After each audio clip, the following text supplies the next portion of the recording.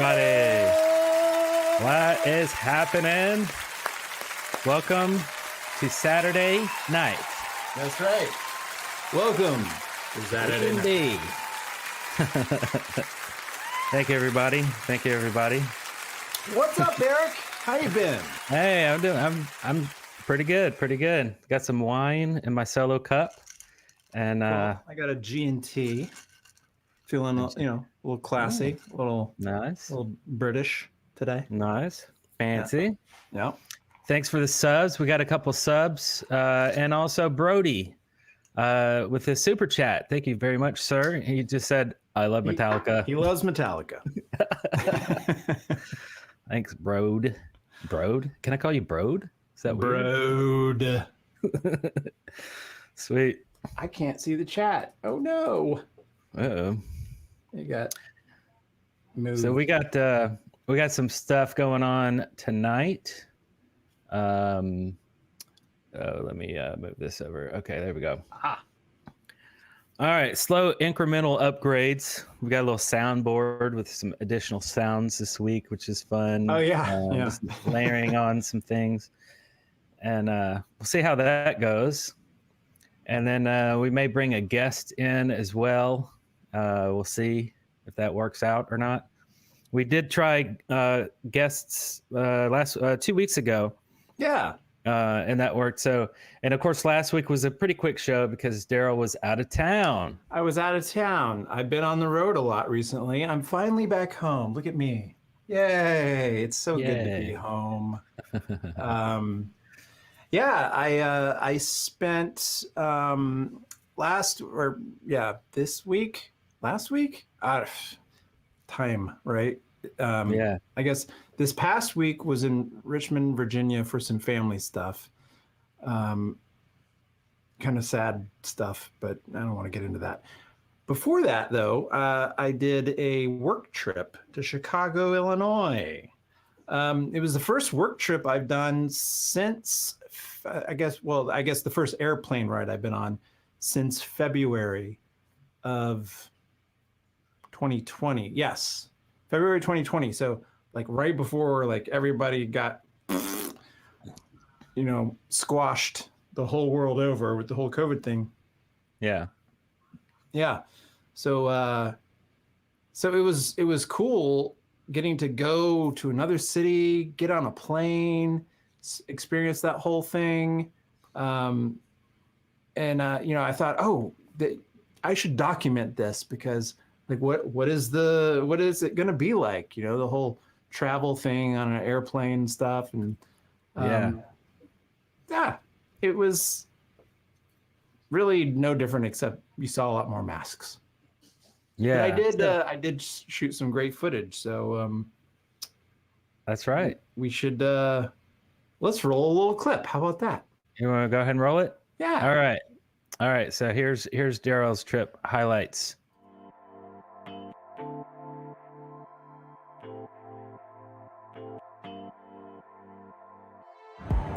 Oh, here. Hold on a second. Technical difficulties. Where's the audio? Okay, let's see here. Let me try one more time. Okay. Oh, hey, it's John Bonk. Holy crap, dude. Hey, man. Like classic John Bonk? Yeah. Nice. That's cool. What up, dude? It's been a while. Yeah. It's been a while. Let's see. Let me try this again. Okay. My trip to Chicago. Take 2. Okay, let's see.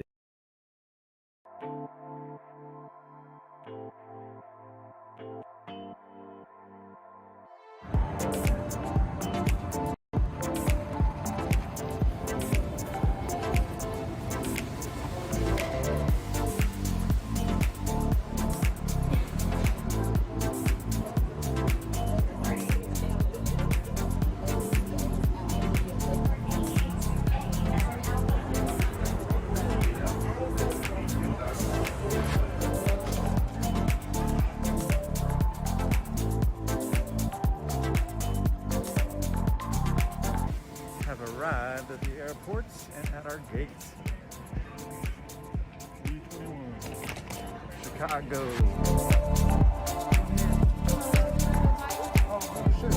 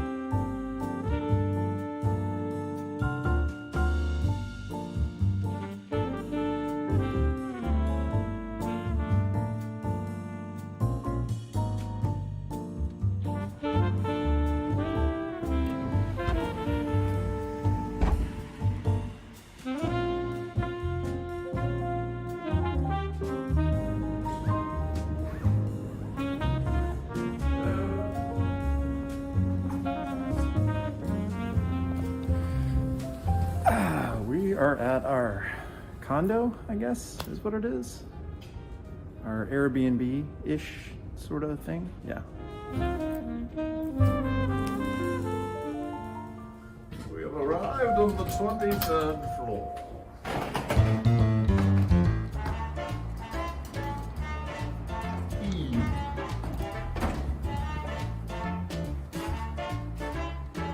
C. Keep going.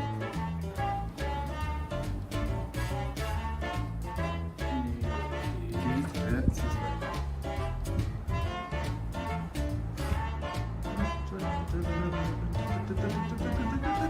F.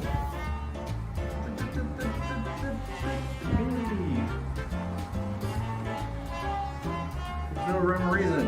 E. There it is.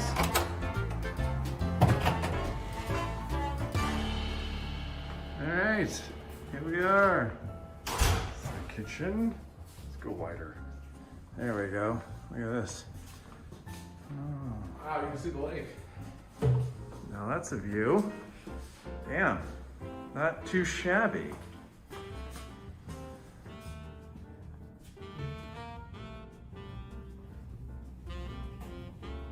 This is fucking sweet. Look at this. Yeah.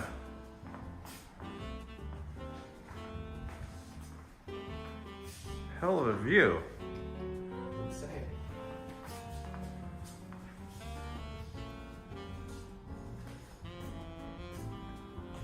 Not bad, not bad.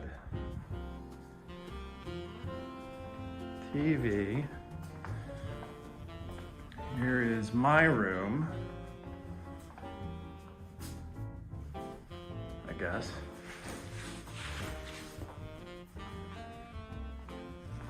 We've got a bathroom here. Ding dong. Hey, I can lose the mask finally, jeez. Tub. Another bedroom here. Oh, this has got the lake view. Maybe this should be my room. Where am I gonna sleep? On the couch, motherfucker. You're leaving early. I'll do well on the couch. I think there might be a pool out. Oh, yeah.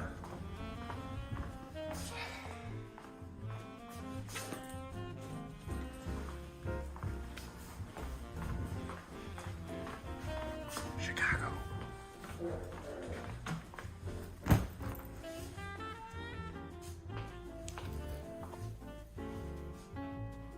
Lovely.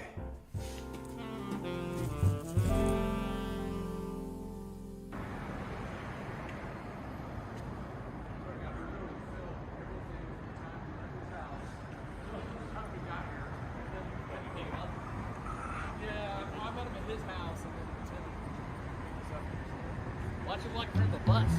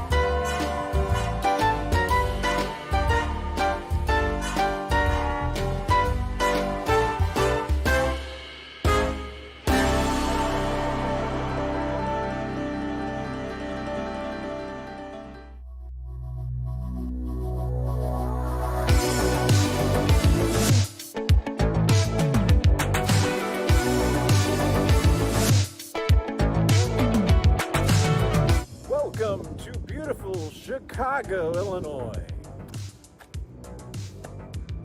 It's a construction site.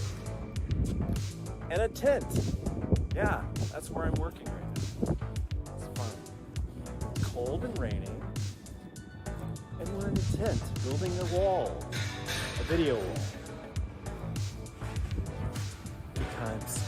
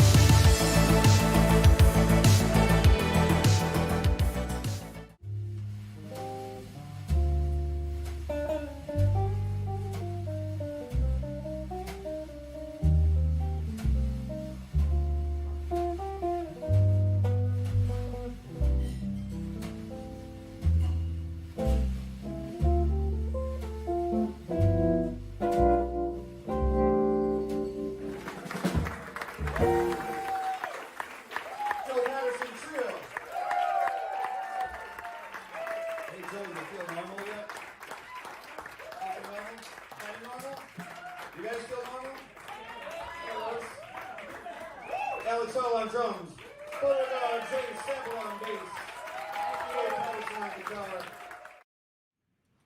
Wow, very classy. And so that was a few highlights from my trip. Yeah, we were working on a construction site. They were building a Target fulfillment warehouse, huge facility. I think it's mainly for online orders. So, you know, people order stuff and it's all there and they ship it out. Yeah. But yeah, we got to get out and do some fun things. Eat some good food. That first night we went, it was great. And then the last time I was in Chicago, I got introduced to the Green Mill Cocktail Lounge, which is this famous jazz club. It's been there for decades. Al Capone used to go there. So yeah, and it is like frozen in time. I mean, it literally everything is like from the 1940s. So it's really cool. If you like jazz, everyone should appreciate jazz at some point in their life. Yeah, it's great. It's a great place to go. have some cocktails, listen to some great live music. It's a nice, chill environment. It's really cool. Yeah, that's cool. Yeah, I like the little drummer. He had like his little brushes going on, Yeah. scratching it.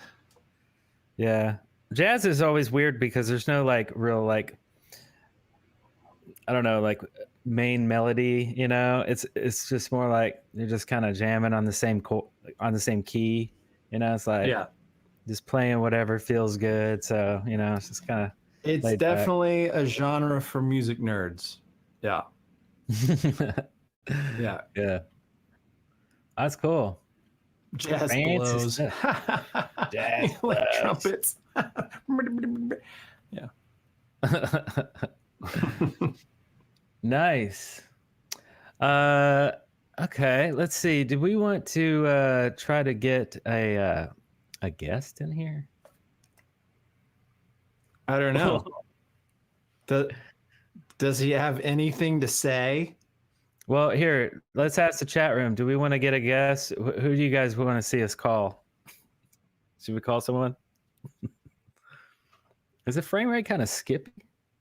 It's being kind of weird, I feel like. We've got to wait for the chat to kind of catch here. And all right, so what guest? Thinking about a guest of some sort. Maybe someone not too lame.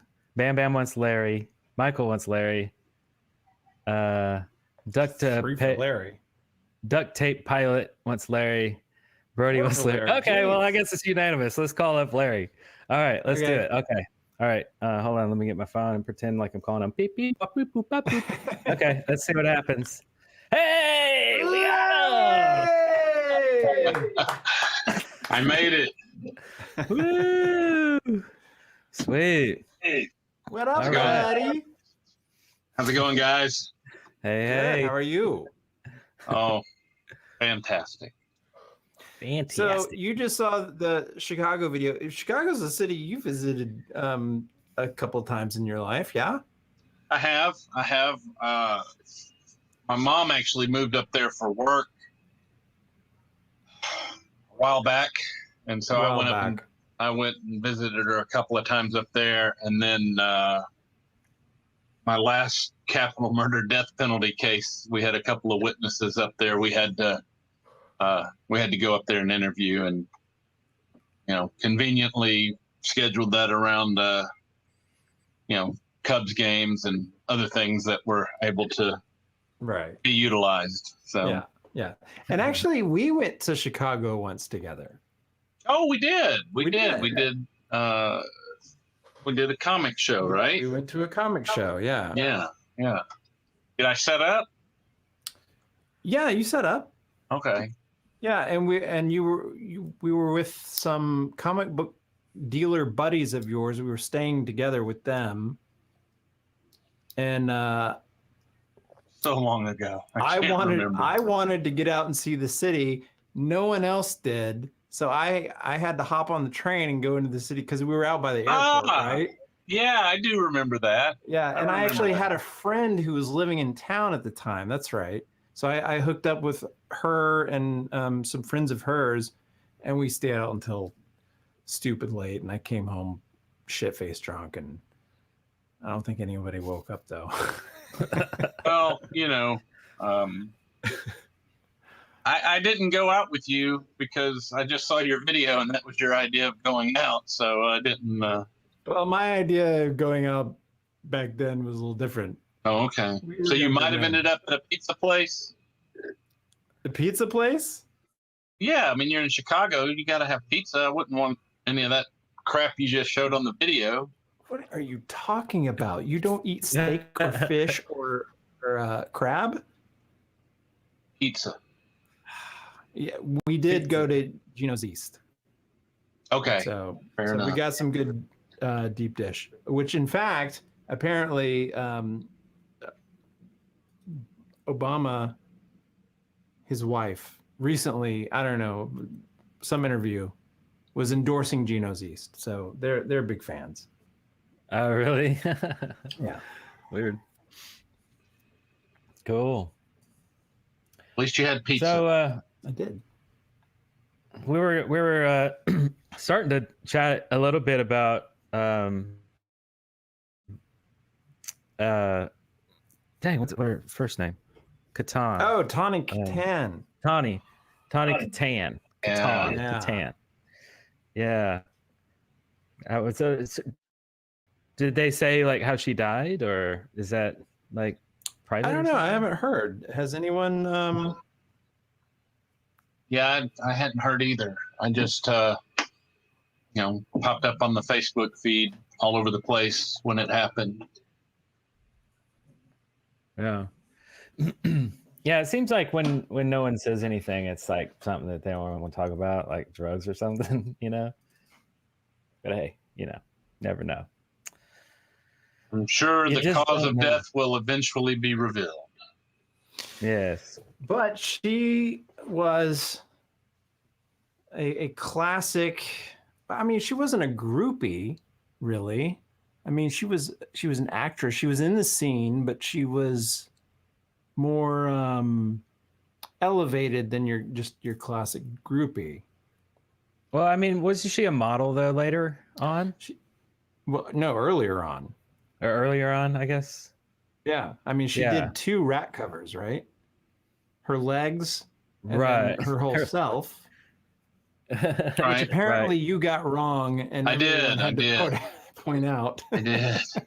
Yeah. Hey, Larry, did you even see that video that we put out last week No. about was- Dio? Oh, we didn't even tell you when we put it out. That's funny. No, I didn't you, see it.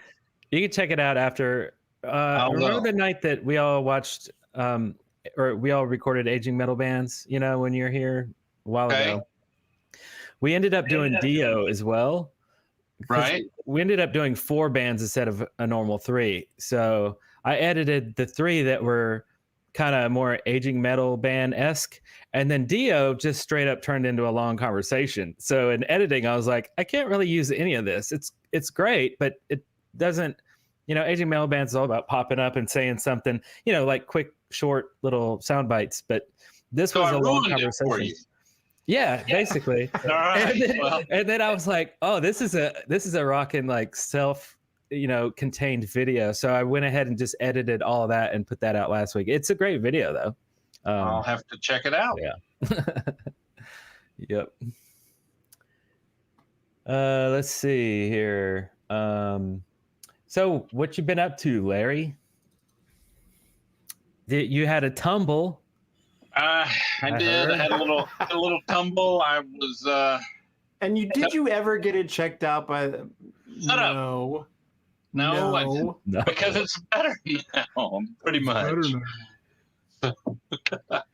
Yeah, I was coming back. I was going back to the office from the courthouse, and I think I tripped over a cloud or something. I took a tumble, and, fell pretty hard. But hey, there was 3 people that saw it. 1 person came to check on me, so that was nice. One out. But of yeah, three. jammed me up pretty bad. My right side still has some lingering effects, but it's all right. It'll be all right.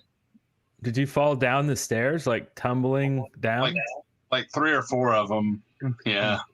Tumbling Wow. down. But the good news, my custom suit did not get damaged during the fall, and that's important. That was really important. Wow. So the people that saw you fall but didn't help, did they like pretend like they didn't see you fall? I don't know. I guess, is that what you do? I mean, they didn't like point and laugh or anything. I stayed down for, Right. I'd say about 10 seconds. That I like actually stayed down. It felt like a lot longer. One of the persons that saw me was a colleague, so I haven't had a chance to ask them why they didn't bother to come check on me. Total stranger. Make sure that I'm okay. So. That's hilarious. Oh yeah, That's let me crazy. tell you, I thought so too. The striped suit is pretty epic. Duct tape pilot. John Crutchfield Jr. says, "Let's see the Kiss shirt. Are you wearing a Kiss shirt?" Oh yes. Oh yeah, I am. He posted about this, or no, you sent me a text about this, didn't you? Nice. I did. Yeah. So long story short, for years and No, years. no, hold on. Let's make it a long story. No, we won't. Let's make it a long story. Well, let's milk it. Come on. So, Oh, when we were growing up, yeah, Eric's got a Kiss shirt on too. It's alive, baby. It's alive. How about that? Nice. So yeah, growing up, Kiss was always one of the favorites for myself and I think Darrell. And of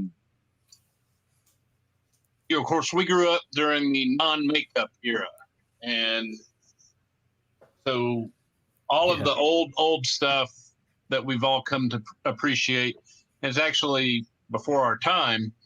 And as time went on, Darrell had always fancied the album Asylum. And for years, and I'm talking like over a decade, I gave him so much shit for that. Serious crap. Because I just thought that was their worst album ever. And I've come to realize in my old age that it's probably one of their, if not the best effort without the makeup, I think. And that's saying something, because I really like, I enjoy the makeup stuff, of course, too, but I really like the non-makeup era. I think it's kind of criminal that they've sort of turned their back on all of that stuff, over the last decade or so. And I do not think history will judge Gene and company very kindly for that. So, but I think I didn't have this last time. I got the Gene Simmons tattoo. Oh, yeah. Since last time we were here. So yeah. Jesus Christ, that's a huge fucking tattoo. Yeah, I'm toying with going down the whole arm. I've avoided it my whole career, and at this age, I just don't think I care anymore. So we'll see. There may be more next time I log on. There could be more.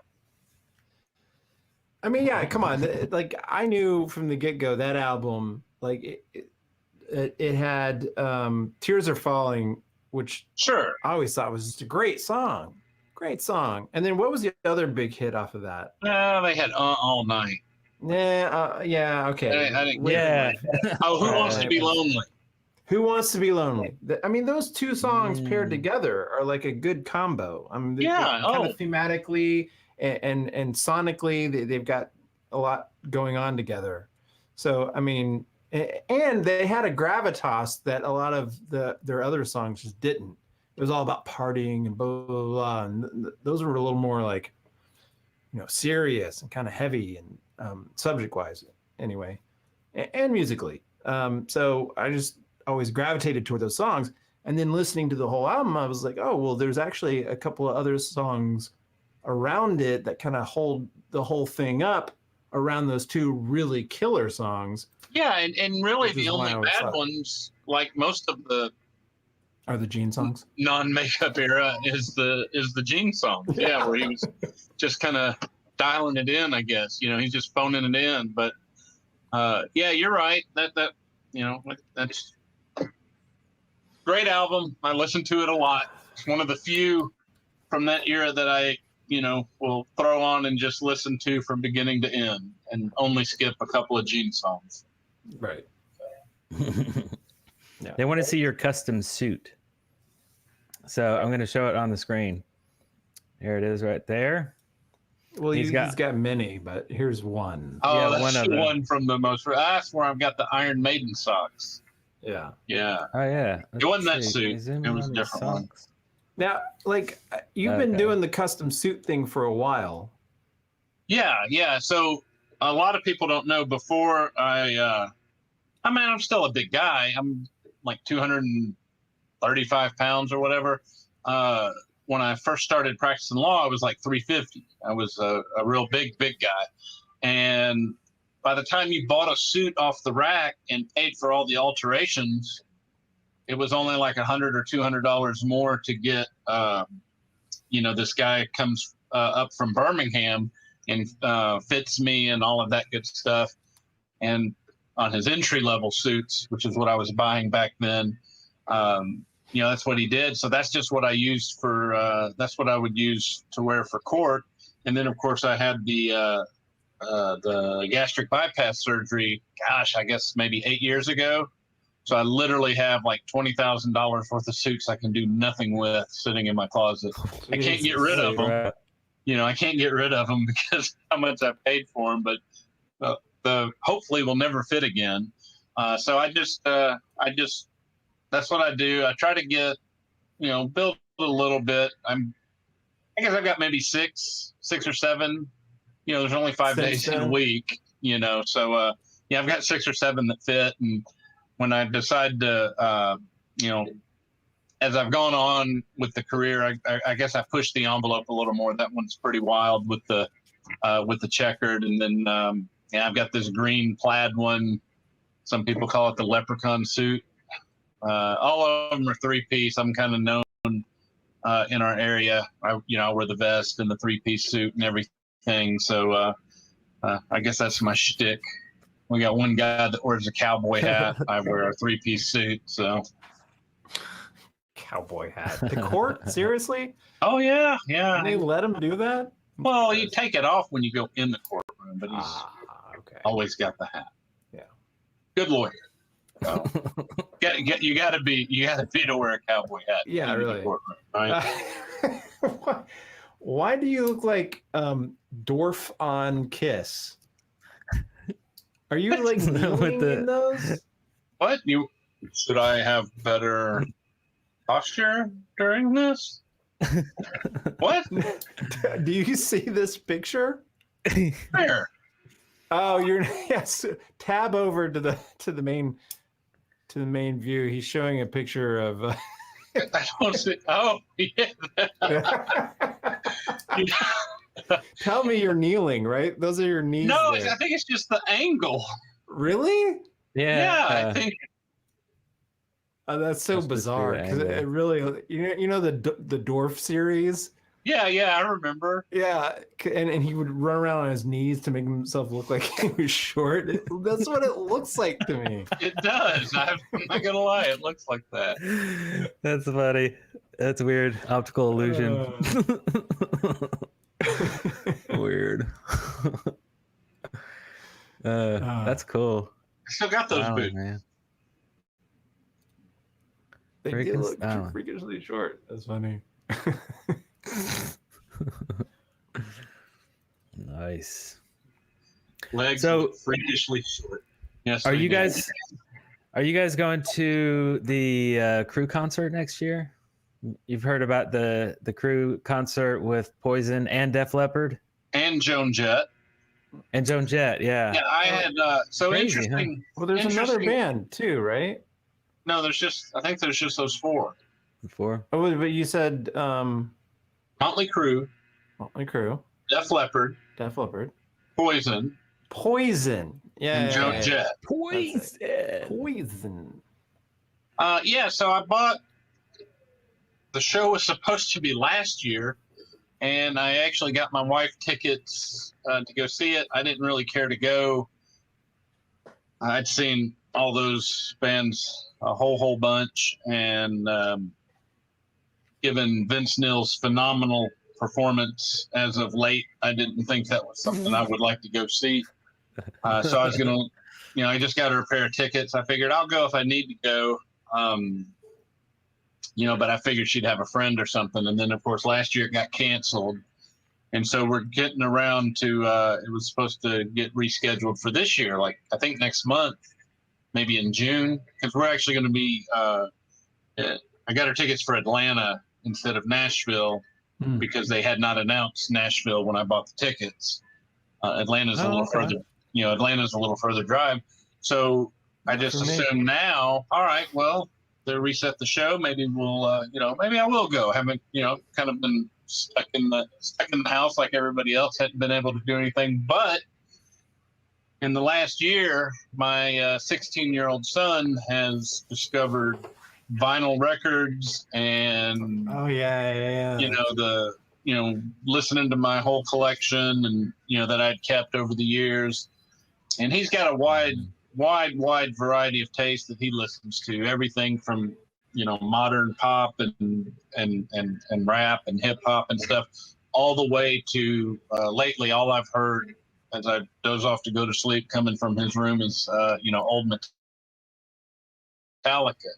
So he's really enjoying the older the stuff that we grew up on, and he had mentioned that he would probably like to go, and so I said, well, I guess I'll start it off not wanting to go, and then I wanted to go, and so I'll miss out on that so he can go see them, because like I said, I've seen Motley Crue a bunch.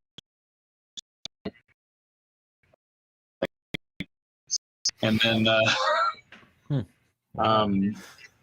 I've seen Joan Jett, I think, a couple of times. Seen Really? I didn't know Poison, you Joan Jett. a whole bunch. Seen Poison a whole bunch. And Def Leppard, that was the I've seen them a couple of times too, but that was always my wife's favorite band. So we had flown out to Vegas, I don't know, maybe a decade ago, and they were doing like a little residency thing over there, and we went and caught one of those shows. So I've seen them all. I figured let the kid go and let him experience some rock and roll while the guys are, still there. Although to be determined whether or not, Mick Mars, God love him, will be around another year. It's a little scary to get pushed off 2 years for that. So. But I want to know, how is Nicky going to find the time to do it now that he's got a new project out? That thing sucks ass, man. Have you heard LA that Rats? shit? I haven't heard LA. it yet. Oh, God. Do yourself a favor. Save your 4 minutes. What is it called? LA Rats. LA Rats. Oh, how original. And their first release, okay, after you told me about it, Larry, I went and looked it up, and I was like, okay, interesting thing to cover, because it's really not a song that anyone can cover other than the man who made it famous. Song sucked even then. Nah, it's on my playlist. That was fucking Depeche Mode. Okay, all right. You're gonna be sorry, guys. I'm sure I'm gonna catch shit for that. You're gonna be that way, but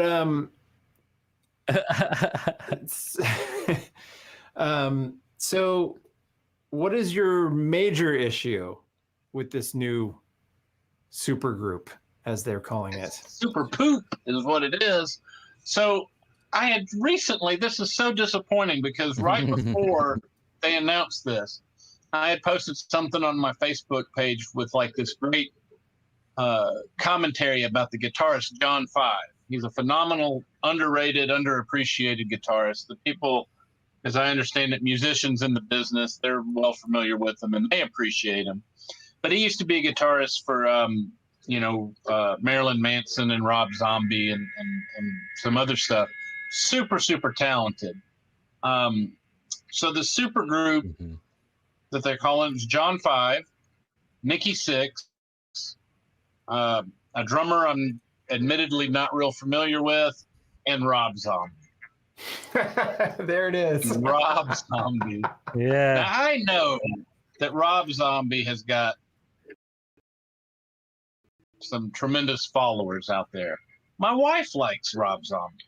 I don't know what there is to like. It all sounds exactly the same. You can listen to his very first album and this song that just came out this week, I think it was. It all sounds the same. He's just, I've seen him live. He puts on a good show if it weren't for the music. Wait, you've seen him live? Yeah, that's how I discovered John Five. My wife wanted to go see Rob Zombie. They played down in Birmingham. Okay. It was 3 or 4 bands, playing together. Pop Evil was there, who's one of my favorite, I guess, newer hard rock bands. And then, Rob Zombie was there. And like I said, if there wasn't a a pause in between each song, you wouldn't know where one started and the next one, ended. It was I just don't understand it. I don't understand it. These movies aren't very good either. Well, in the 90s, that was. Oh, the Thunder Kiss 65. 65, yeah. Yeah, I like that song. Yeah. Wow. Yeah, I like that. What happened? Everywhere. Crashing. Everything go What black happened? for you? Whoa, I just popped in and out. Eric dropped out from. That was weird. Okay, And now I don't know what's happening. I've got some lost videos. Am I back? Eric did Is go things back to normal? black. Oh, he disconnected. Yeah. Shit. Okay. He doesn't want to be with us. Am I back? We've I driven hear him you. away. I hear you. Oh, I see you see you me? over there. Oh, wait. I need to refresh.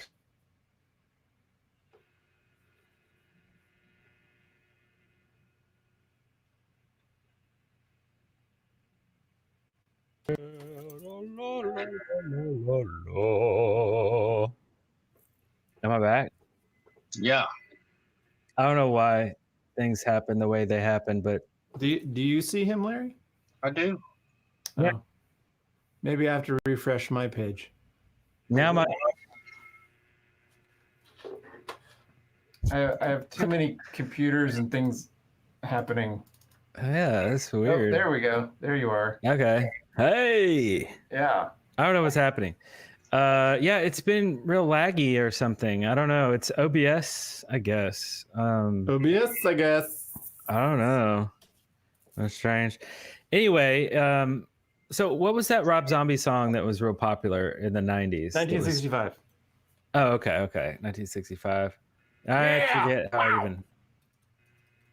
Wait, how's it go? Sing the chorus. 1965. Yeah.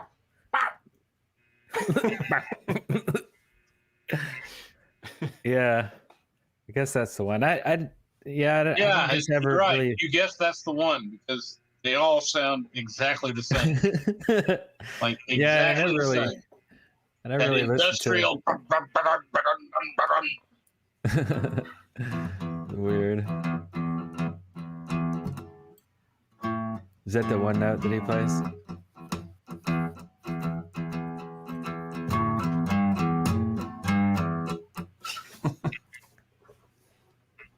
Or something Thunder like Kiss. that. I don't know. Just making it up. Yes.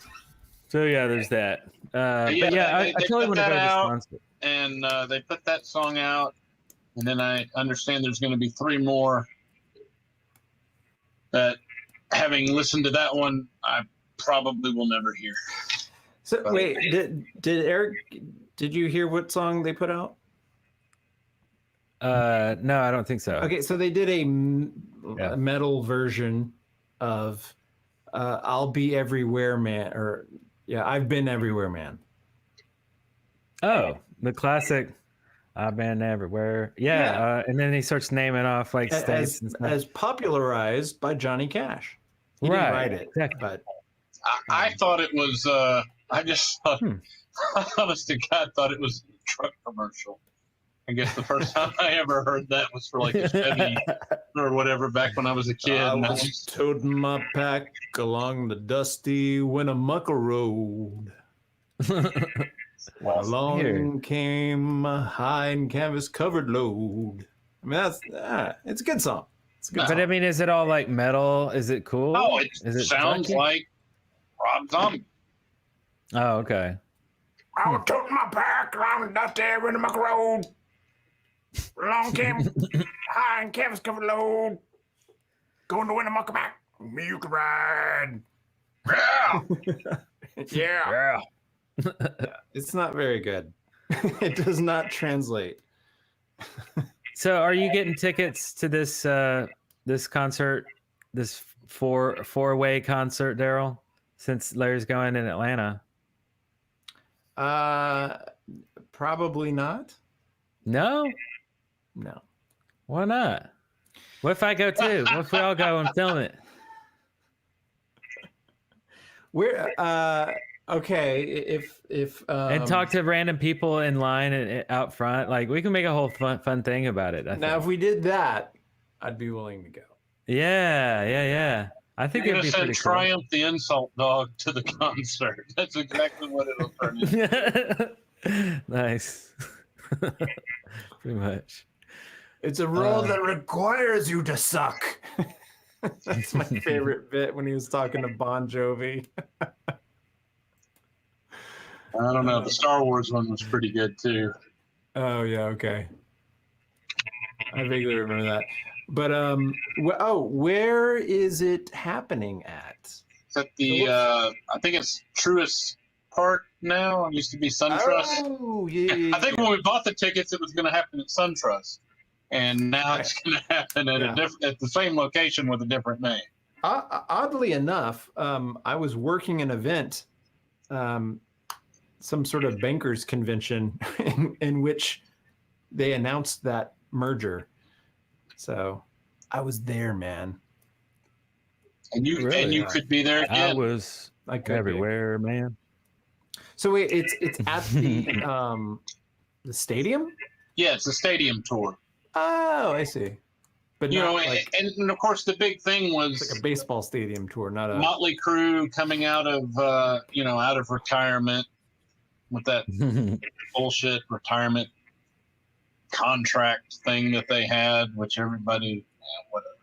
But they were supposed to be coming out of retirement, making a bunch of money, and then then it didn't happen. So when when it got was rescheduled. this? Oh, that's right. They rescheduled it for 2022, right? Yeah, it was supposed to happen in 2020. Then it got. I mean, they just canceled. It was set for June of this year, and it was supposed to be getting started here in just a few weeks, and they just canceled it or postponed it again. Oh man. You don't get any money back. Hell, I don't even remember what I paid. I mean, they weren't cheap. They were expensive tickets, but I guess they just use your money for a couple of years, and then you get aging 2 years down the road, aging Vince Neil belting out some semblance of some song that they used to have a hit with. Half belting out. Yeah. You mean, yeah. Oh, did we lose Eric again? Nope, there he is again. Yeah, it keeps popping in and out. I don't know. It freezes and stuff. Like, is OBS okay? What's happening? Very is it sick? curious. Larry stays up. Really? Yeah. I wonder what's happening. I don't know. That's weird. What's the question? Are you guys experiencing these outages? Do you see them, Like, dear viewers? like skippiness and stuff? Yeah. Does it go blank? Does Eric disappear? He does for us. I don't know. Anyways, so I like this idea, Eric. We could make a thing of it. We could all get together and go make a thing of it. And this could be one of many, because I've been thinking a lot about this. We should do some traveling together. There are lots of destinations I think we should hit up. And the first one I'm thinking of is, like, I know, Eric, you've been to, have you ever been to LA, Larry? I have not. Never been to Los Angeles, California. Ground zero of the metal scene in the late 80s. Well, the early to late 80s. Yeah. Yes, I am aware. All of the 80s. It was ground zero for the metal scene. So we should go to LA. We should go to LA, and we should go to all the major metal, Like Sunset Strip places. stuff. Sunset Strip. We should go to the Whiskey A Go-Go. Go to the Yeah. Rainbow Room. Ah, They've got good food. I've eaten there. Yeah. I'd be down. I'd Larry totally be looks down. suspicious. Yeah, When pizza. would you? When pray tell would you propose that we do this? In between capital murder cases and rape cases, and you realize the last time I was on vacation was 9 years ago. It's not a vacation, man. This is work. You're doing it for fans. Come on, man. It's not that I don't want to. I think I'm gonna have Public needs you. I think I'm going to have a hard time explaining to guys that are sitting in jail that I'm supposed to be trying to help that, I needed to go see the Rainbow Room and where Motley Crue lived. Let's look at our schedules and see what we can make happen. Yes, absolutely. Yeah, and I think cool. maybe we hit up some of these stars, these rockers, these aging rockers, and see if we can't. You think they still live in L.A.? Some of them. Well, all the Crew guys do. Oh, Vince lives in Nashville. Well, nobody wants to talk to Vince, but Nikki. No, he just moved to like Wyoming. Wyoming? Seriously? Someplace, yeah, like he just recently moved somewhere in the mountains. Well, I know Tommy just bought a new house in. Oh yeah, just walk right up to Tommy Lee. Hey, he's got to be the most approachable of them, though. He seems like the coolest. And when they did their meet and greet, he was the one that opted out.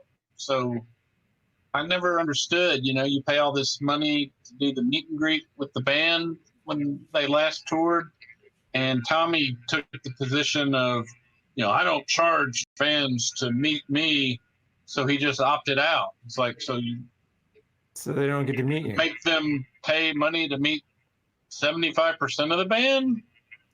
I mean, I guess maybe he didn't make any money off of it, but whatever. He's on Cameo for freaking $500. He'll say hi to you. Cameo. I think the better money would be $400 for Drunken Vince Neil. Did you see that? He did it was awful. Birthday wish for somebody, and he was totally shit-faced. Hey, Was this man. recently? Oh my god. Yeah, not too. You got to look it up, man. That is fantastic. Oh my god, no, I don't know what that is. That's funny. You've got to see that, man. You've got to see. You looking it up now? Oh, and not only when you look it up, not only do you have to just watch him, you've got to do the little story where you see what it was he was supposed to say. okay. I mean, because so the person who asked for it wrote it out, like what he wanted. yeah. them to say? So I guess as I understand it, the way that works is you kind of give the artist direction of what hey, this is our. I don't want to butcher it, but I think it was, this is for our family member, Derek. He's turning 40. He works here. We'd like you to tell him, happy birthday. And then they worked in some clever, Motley Crue song titles, right? That he was supposed to do during the thing. And instead you get bloated Vince with a hat. He's unshaven and like, the camera from the angle, it's like only half of his head, and hey Decker, man, gets the guy's name wrong. Hey, big old 4-0. Yeah. Let me guess. He skipped every other word. It was close. And then, the one part I remember, the ones that he could speak very strangely. Yeah, the one part I remember, I guess, the most on it was, something about. You're supposed to say something about, hope you have a feel good day or something like that. And he was like, do some feel good stuff, man. All right, we'll see you. It's like $400 just gone. Oh my god. Wow. But maybe it was worth it because here we are talking about it. But yeah, you'll have to look that one up. I mean, if he did it perfectly, it'd be boring, right? That's true. That's true. Wow, that is funny. So we'll go to LA. We look at some stuff. We walk up to Tommy Lee, just ring his doorbell. Yeah. And, he's got a new house. He answers the door, and we interview him for the fans. All right, I'm in. Yeah. Yeah. I think that'd be totally cool. Yeah. Hey, we could hang out with Ricky Ragman. That'd be cool. Would it? Who? I don't know. Ricky Ragman. Speaking of former MTV VJs, Yeah. when I was flying out of the Richmond airport, apparently downtown Julie Brown had just walked through. Yeah. Nice. That's weird. Yeah, I never Forgot about her. found her. I never got a glimpse of her, but Julie Brown. yeah, apparently it was big news. Roller through in a wheelchair? Or... Got to be pushing 70 now, right? No, I wouldn't say 70, but probably Eight? in her mid 50s. Yeah. Because, we were like 13 and she might have been like 23. Yes, So, 10 years older, something like that. That's what I think. Yeah, I just feel 60 completely. now. I had a good time. I finally got to go back to my favorite bar in Huntsville, the Thirsty Turtle. The other day, I got to take that's my right. niece You there. sent me some pictures the other day. I cannot believe she's 21. Holy shit. My niece turned 21, and every time somebody turns 21, we always bring in with a turtle and take pictures. I don't know. It's just kind of a ritual. So we took her there. With no sign. No sign. Yeah, right. Yeah, There's no sign. It's a dive, right? It's kind of a secret, a secret bar. But it was cool. It was fun. We went there and she starts playing metal on the jukebox. I was like, okay, there you go.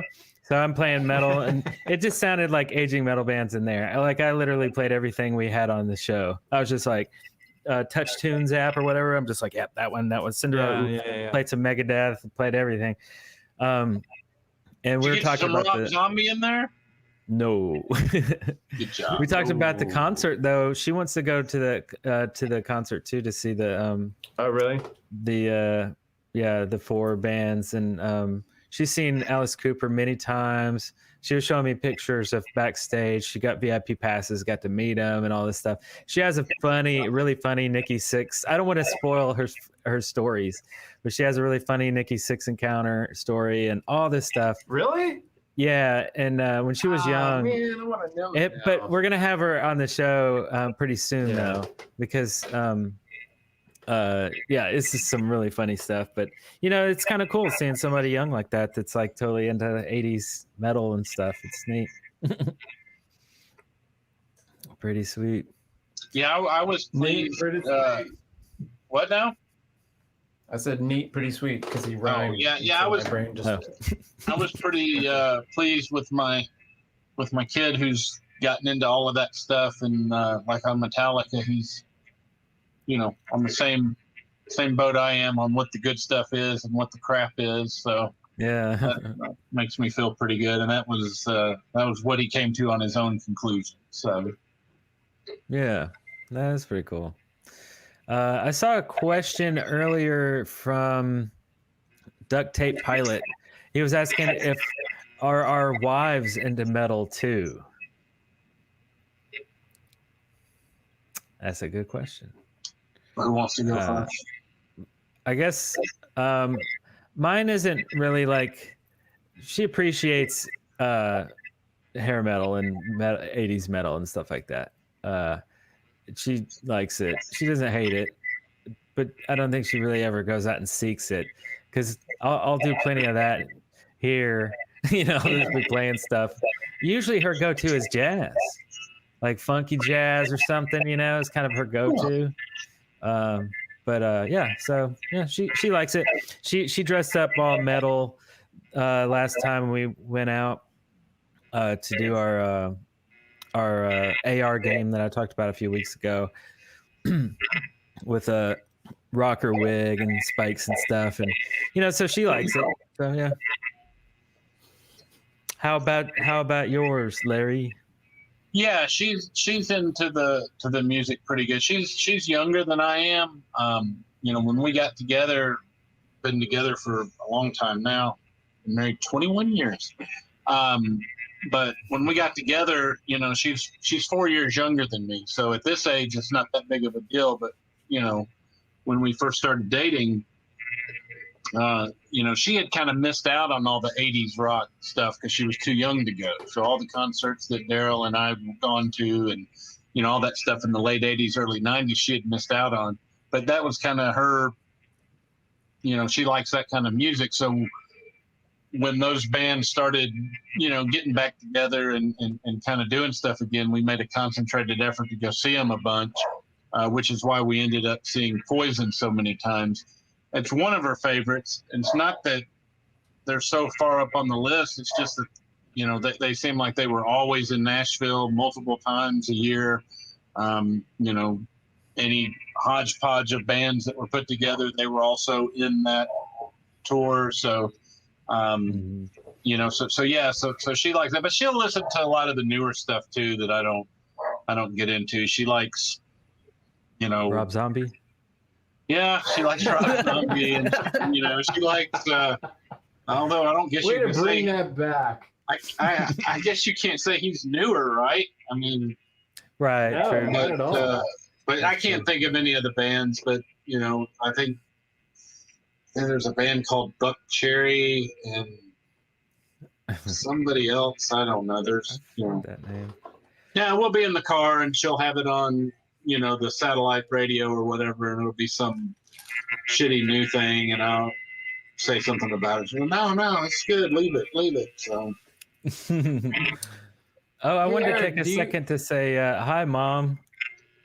Oh yeah, Hey, Mom. yeah. Eric's mom. So she's in the chat room and just said, "Hey, Eric, I remember when your musical idol was Weird Al Yankovic. Those were the days." Awesome. She was asking me the other day, I was talking to her, and she said, I know you're streaming, but I don't know how to get there and all this. So yeah, you found it. Do we have? We only have one intermission, right? Yes. We need to make multiple intermissions. We usually do more than one intermission. I think it's time for an intermission, or at least I need to step away. Okay. Yeah. I was gonna say I'm at a drink too. Sure. And then when we come back, what is that weird sound? Is someone getting an MRI? What is that? Too. Larry, what in the world is happening at your house? I heard my dog bark. Is someone that getting it? electrocuted? Oh, you want me to turn the ceiling fan off? Oh, maybe that. Is that it? That's not the. Sounds that's so not the weird. Ceiling. It sounds like transmissions from another planet. It sounds very weird. Maybe the volume's too loud on your laptop, and it's like feeding through. I don't know. I don't have a laptop. Oh, or on whatever computer you're on, Desktop. or your speakers. I don't know. How about now? Can you hear me now? I don't hear it How anymore. about now? How I think about you now? killed it. I think you solved it. All Solved right. the Well, now I mystery. can't hear anything, but that works out for you. Well, you can turn it back up. I don't know. We'll deal I with didn't it. hear anything good anyway. Yeah. Okay. I guess So I we're don't know how gonna this works. When you say intermission, does that mean I get to go grab something to eat? Yeah, our intermission today is 7 minutes I wouldn't and run 2 to a seconds. drive-through, but To a drive-through. Are people going to leave? Yeah, but you'll see us on the screen. I mean, they're gonna watch How a long long is it? 7-minute video that I 7 always minutes. prepare like a new video every week that's slightly different than the rest. That way, if you're still sitting here, you're not just staring at a blank screen. So yeah, so it's 7 minutes. That is weird. I'm hearing it like That is crazy weird. now. I don't know what is. I don't know. Okay, anyway, break time. So we'll be right back after these messages.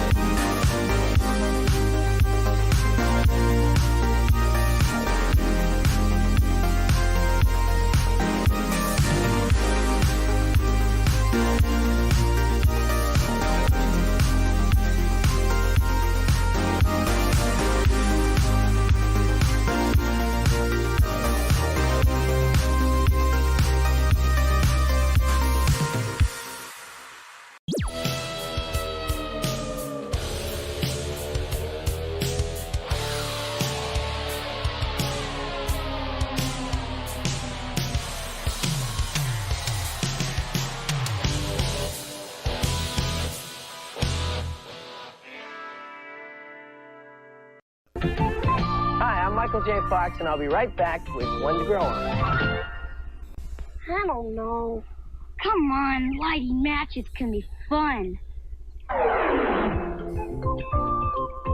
What's so hot about playing with matches? Every year, thousands of people are hurt or are left homeless by the careless use of fire. Fire is a tool.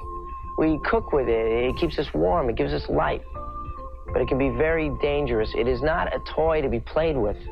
Because if you use fire improperly, it can cause a lot of trouble. It can even cost you your life. Burn me up, Harry. I would burn both of us. Or burn something that we don't want to burn, like my books here. Gee, I never really thought of that. Would you want to do something real fun? Let's go see the creature that ate Ralph. Now there's a hot idea. Come on. And that's One to Grow On.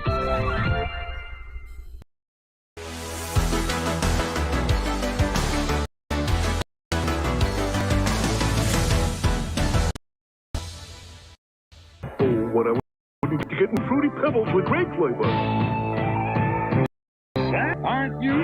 Grape is what I like. Give me Fruity Pebbles and I'll let you ride my bike. Here, you'll love the new Fruity Pebbles with grape flavor. Purple, purple, grape, grape. New Fruity Pebbles taste so great. Honey! Oh, time to pick up the big new Fruity cereal with great nutritious breakfast. Friday, October 14th, the season premieres are here. The new year, Perfect Strangers, Full House, Mr. Belvedere. First, Valky Winry. Donald Trump. Then a Lulu Jesse on Full House. You never seen a grown man eat soup before? And Mr. Belvedere's off to a healthy start. He always does stuff like this to impress girls, and then he never even gets any sex out of it. The big premieres of Perfect Strangers, Full House, and Mr. Belvedere, Friday, October 14th.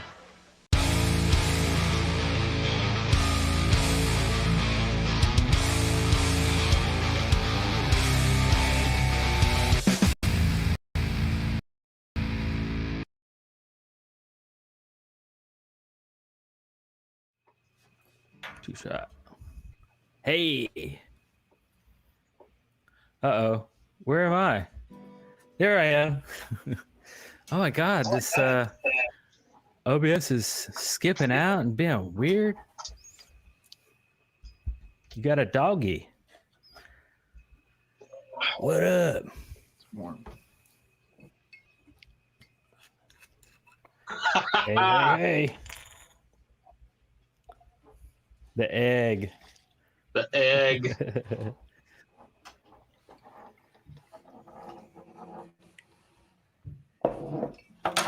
Like a Spuds McKenzie.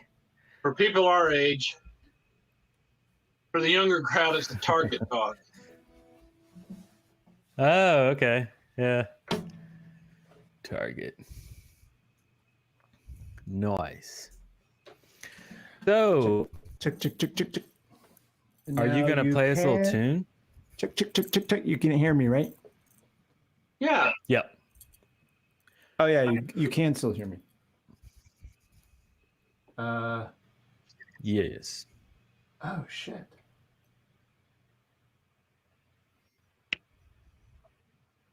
Are you having issues?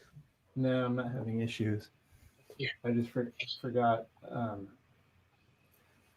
So what's your dog's name? I don't remember. Check. This one's name is Check. Kanye Egbert. Can you hear this? Egbert. Kanye? It's my son's dog. My son insists that Kanye is that Kanye West is his generation's most brilliant artist. Much to my dismay.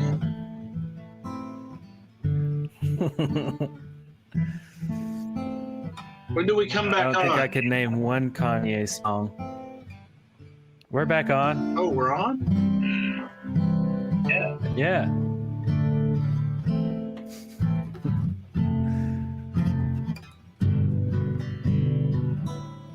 was about to sing Like a Virgin. I can't hear. Or I can't see. I can't see. I'll be right back. He's going to be right back. Yeah, I'll be right back.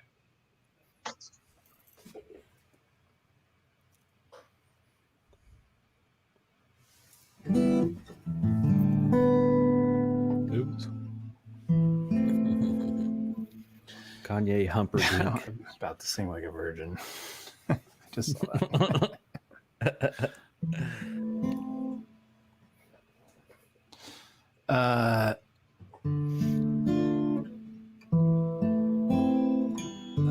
I think this was the most voted for. I put a sort of a semi poll. I did poll the Facebook group. Oh, I did. I missed that one or something. For a playlist. I was wanting to get songs that everyone liked. Okay, sorry. Because I've been wanting to put together a playlist of like 80s metal stuff. You know? Yeah. Yeah, I saw that post. I couldn't narrow it down to 3. Oh, I did see that poll. Yeah. Okay. It doesn't have to be. It's not a definitive list. Like, I wasn't asking what is the number 1, 2, and 3 song of all time heavy metal stuff from the 80s. I was just like, name 3 songs that you like. I think if you go back and look at that post, Darrell, I think you said, what is your top 3 songs? Top 3 would imply 1, 2, and 3. It doesn't have to be definitive of all time, which is a stupid thing anyways. Just in that moment, just give me 3 songs that you like. Well, then just How say hard that. can that be? Anyways, but yeah. So I was. There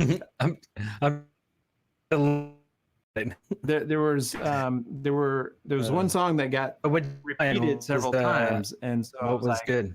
Huh? How do you play that? And so I looked it up, and it's actually not that difficult.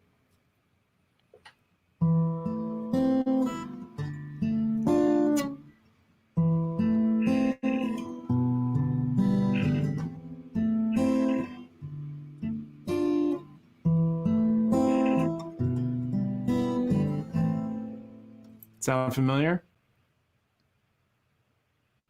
No, nobody's gonna. No, not yet. Not yet.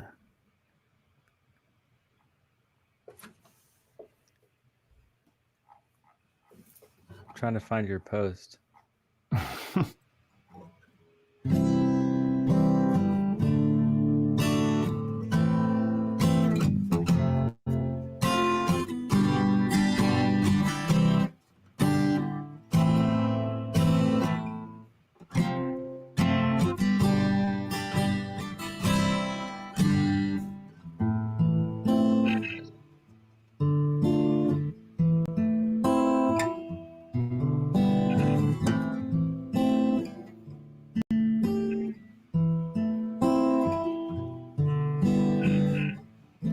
Anyway,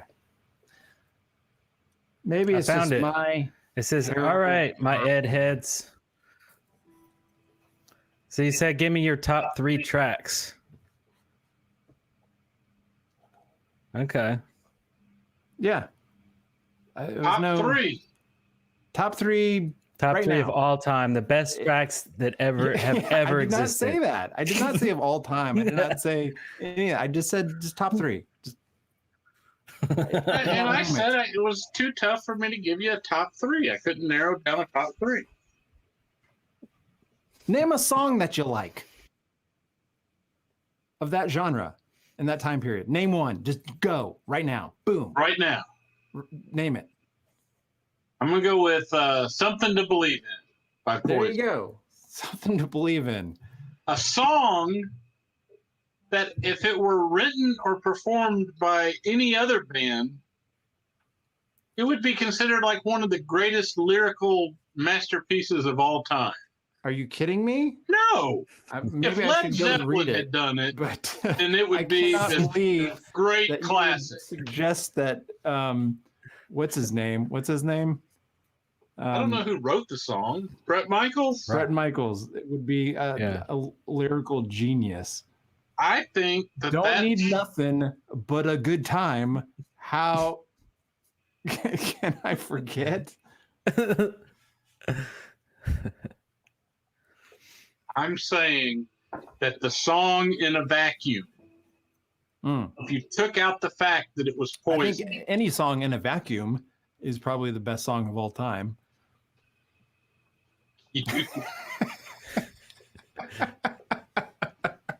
Especially if it's Rob I'm trying Zombie to in a come up vacuum. with a witty comeback for some of the shit you listen to, but then everybody making their comments will boot me out of here. So I'm sure everyone hates. No, I mean, there are people who hate my other music. That's good. They've commented. Okay. Just to clear this up real quick. Okay, I'm just gonna do some terrible singing along real quick. Just the first verse. Ready? Okay. I count the falling tears that fall before my eyes. Seem like 1,000 years since we broke the ties. One of the best. I do like Cinderella. There you go. Nice one. Very See, that's the underrated one I would have band. voted for. In fact, I was just thinking that song. When you said name a song you like, I was gonna say that, but then Larry said Rob Zombie or whatever. Or Kanye. Heartbreak Station. I like that song. I found it funny, Larry. Somebody mentioned "You're All I Need" being Crue's best ballad of all time. What's your opinion on that song? Because that comes from an album that you love dearly.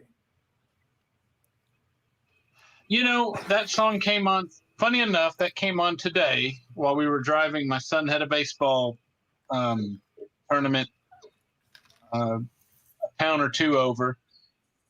And my wife said she hated that song. And I said, no, I don't hate that song. That's one of the few songs off of that album, you know, that I think I like. It's not great, I don't think, but it's not like same old situation bad, you know. But as far as their best ballad, I mean, I did. He's gone.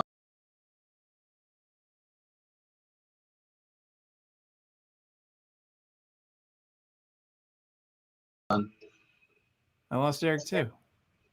Uh-oh. We should do a whole episode on just ballads one day. I like those. He's back. Back. You see this, which is funny because right. You know, the irony being that when we were kids, we hated ballads, and in fact, it was the major plot point I used in the movie Airband. Right. Which was, I mean, it was the whole everything balanced off of that plot point that we hated ballads. Right. We wanted the rockin' song. Yeah. Yeah. But now, as an older man, you prefer the ballads. Yeah, I really do. The heartfelt stuff. I like the ballads back then and now. Then and now. Yeah, and you know, and it's really a showcase for the, you know, more of a showcase, I guess, for the lyrics and you know, the words behind it. You know, like Something to Believe in. It's a great song. Something to believe in.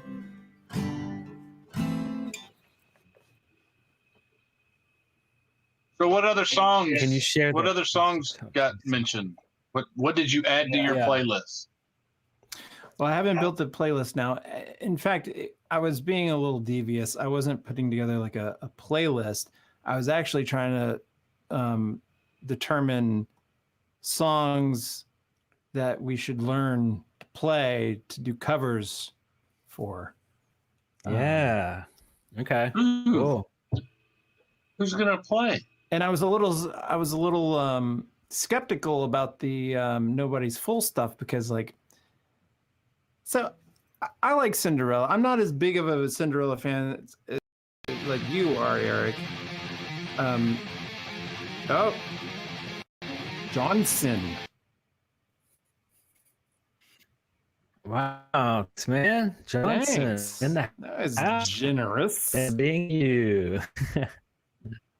Nice. Thank you, sir. Thank you. I'm sorry if I called you a sir and you're not a sir. Oh yeah. I guess my big issue with Cinderella was it was the style of singing, right? I was never that big into that style of singing. I like the more melodic, sing-songy style of vocalist.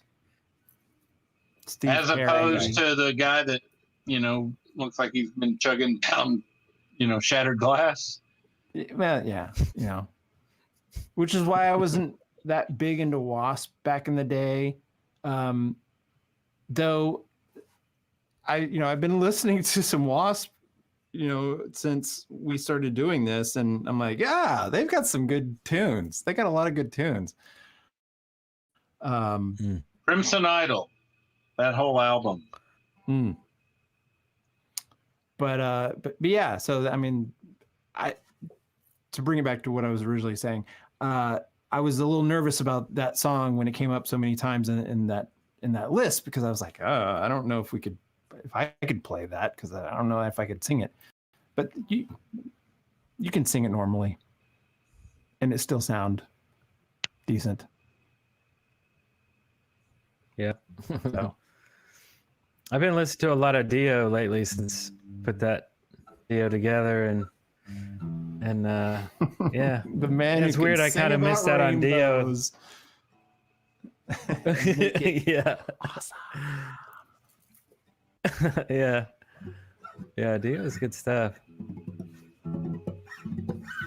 I will use this opportunity to plug another band that I listen to that's newer. I think they're kind of considered internet famous or whatever. I don't guess that but it's a family band. I believe they're out of California, called Liliac, and their singer, their shtick is it's like a family of five, and they've got a female lead singer. You and showed she me does that, Claire. You turned me onto that. Yeah. Yeah, and they do a cover of Rainbow in the Dark, and it's really good. She's got that real raspy voice and everything, so I enjoy it. I've bought a couple of their CD efforts of their originals as a result of that.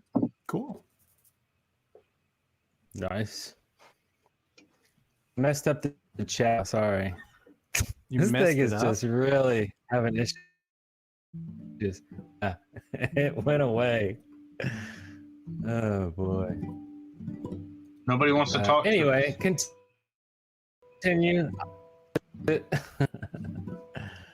Okay. So what song you gonna play for us, Darrell? Nothing. I was trying to see if I could play Nobody's Fool. Oh, okay. And I did. Yay. How do I get the chat back? I really liked having the chat Lilac room moved there, to and Georgia? it just kind of went away. I live in Georgia. They live near me.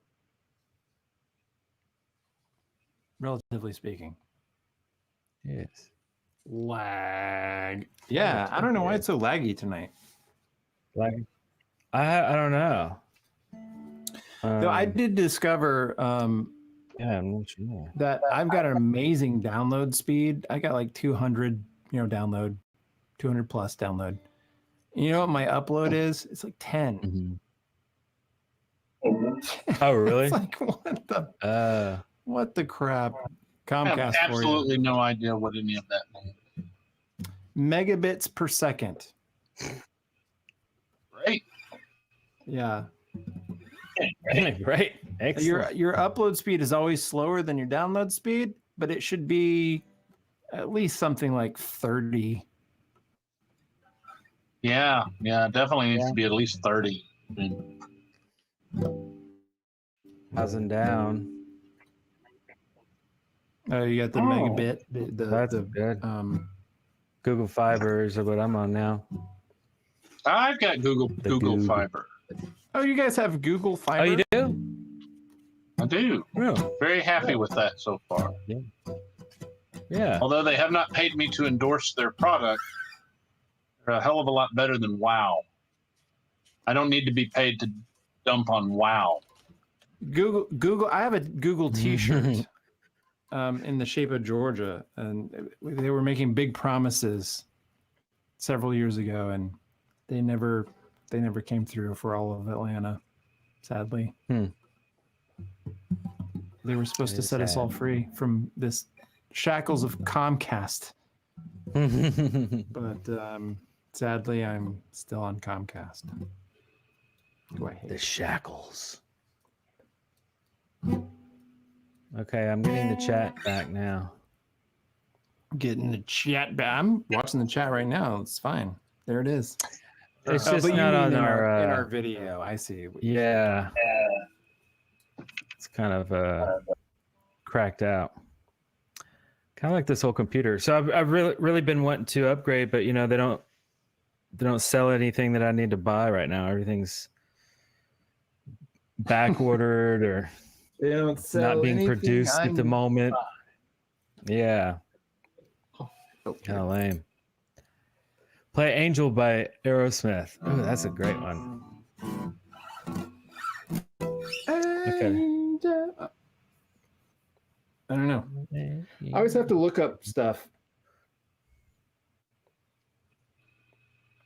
I know how to put my fingers in the right places. I just don't know what those songs are made of. Yeah.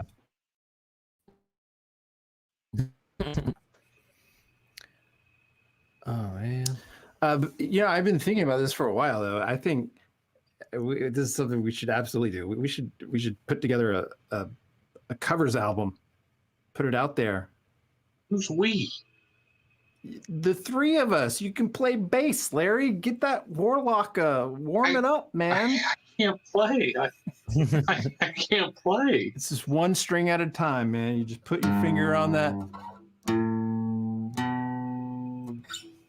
That's all you got to do. All right. Just like the old days. Just a little dong dong.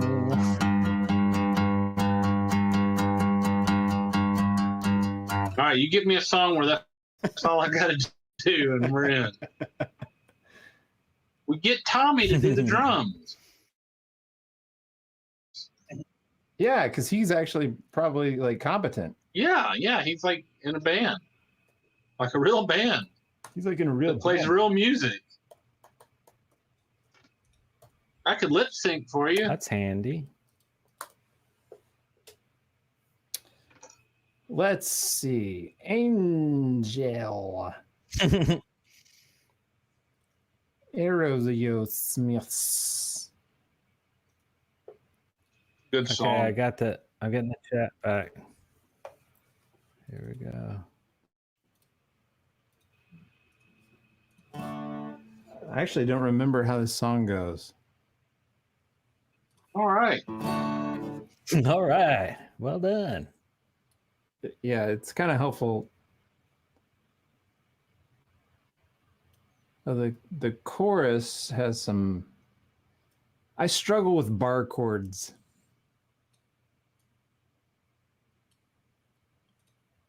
Bar chords. Okay. Oh my God, I got the chat back. Jesus, that took forever.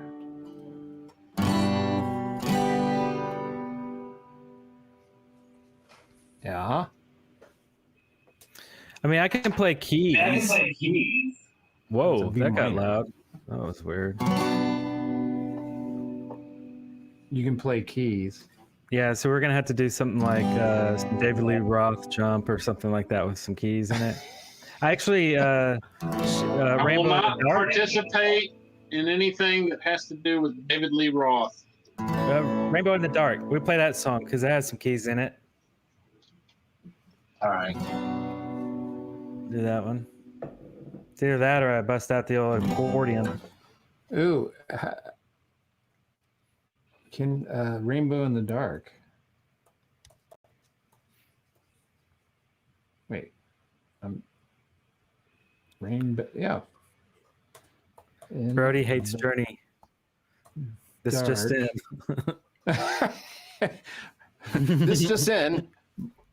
This just in. Brody hates something. What it is, it doesn't matter. He hates it. Rainbow in the Dark. Play You're in Love by Rat. That's a good one. Cured. Final Countdown. See, that's a perfect song for keys, right? There's some keys, right? We could do a whole set. Yeah. Yeah, that's true. I did that on karaoke once. It's the only time I've ever sung it. And I did it at karaoke at this place that they only do karaoke on organ. It's this bar called Church here in Atlanta. And they have that's cool. They have an organ, and they had an organist, come in and they do karaoke on organ. So it's like,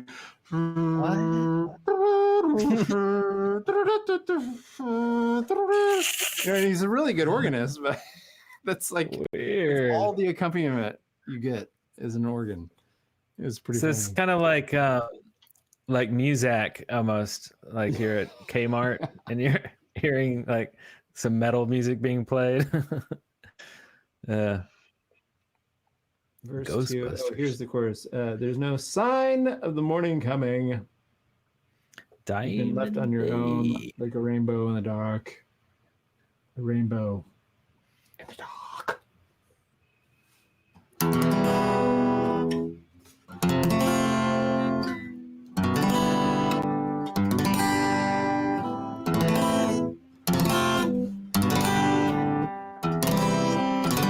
Drum DeLorean. Quick shout out to Drum DeLorean. It's a good name.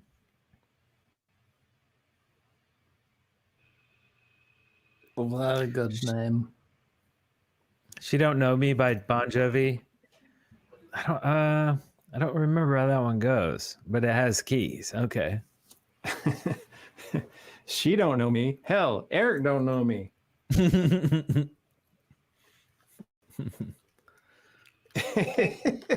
is past Larry's bedtime, isn't it? It is. Derek said, I think Brody and Larry are the same person. They both hate everything. I don't hate everything. I just hate everything that sucks. And everything sucks. I'm trying to do better. That's not true. It's not true. You're not. Eric, bring young Darrell out here again. I would if everything wasn't so cracked out. It's like I know. I don't really understand why it's so laggy today. I'm afraid if I brought out young Darrell, it would just everything would explode. Just break it. Yeah. Just kill it. Call it. Yeah, I'm not real sure. I'll have to look into this later. It's very strange. Very strange. Brody only loves popular metal music. He doesn't love any of that esoteric underground metal music. Just so you know. Yes. Thanks, Brody. So, I was thinking of a new series the other day we do on the channel that would be pretty fun. Yeah. So I made a post the other day. It was like, back in 1985. And it's like, well, what do you remember about 85? Let's, talk about a billion movies came out, tons of awesome songs. I mean, a ton of stuff happened in basically every year of the 80s, really, if you look at it. But so it's hard to just nail the best thing about the year. But I thought, hey, wouldn't that be cool to break that into categories and just do like a series where we talk about our favorite movies and maybe our most hated movies of a certain year in the 80s, like 1980. And then the next episode would be like 1981 and then 1982. You could do, the movies of that year, and just talk about them. There's too many to put into a video, obviously. But, but it seems like it would be something fun to do. Something that has to do with like breaking down to a year, focusing on one year, and then diving into it. I'm just completely behind this. Yeah. Yeah, I'll set that one out so everybody will be happy. I don't like most of those movies. I know you find that hard to believe. Because you're going to be like, yeah, that whole year sucked. No, but there's like a lot of the classics that nothing worthwhile about that year whatsoever. Yeah. I will say that on many, many movies that are generally accepted as legendary classics, staples of the era, I don't have a whole lot of name one. Like any of those, the Breakfast Club and the 16 Candles and all that John shit. Hughes. Yeah, I hate all John of that. Hughes movies. Ferris Bueller. Okay. I don't know. Like most all of those. When was the last time you watched Ferris Bueller? God, I try to turn it off if I see it's on there. I wouldn't watch it on purpose. So that makes me think you've actually never watched it. That's the one with the car that goes out of the, the car's in reverse and right. And, yeah, the car. And that stupid fucking song. The oh yeah. I'll turn that shit as soon as possible. Oh yeah. Yeah. That song and then beautiful. And the Tainted Love song. I hear that, I'd change it. If it's got that in there, I'm not watching it. Okay, I'll give you that one. The fucking Soft Cell Tainted Love. I can go the rest of my life without hearing that fucking song. Cannot stand Soft Cell. Really? Because that's right in the wheelhouse of shitty kind of music from the 80s that I would thought that you liked.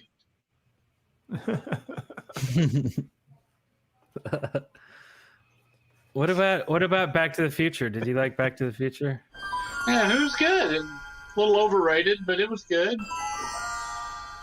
Oh, you didn't love it?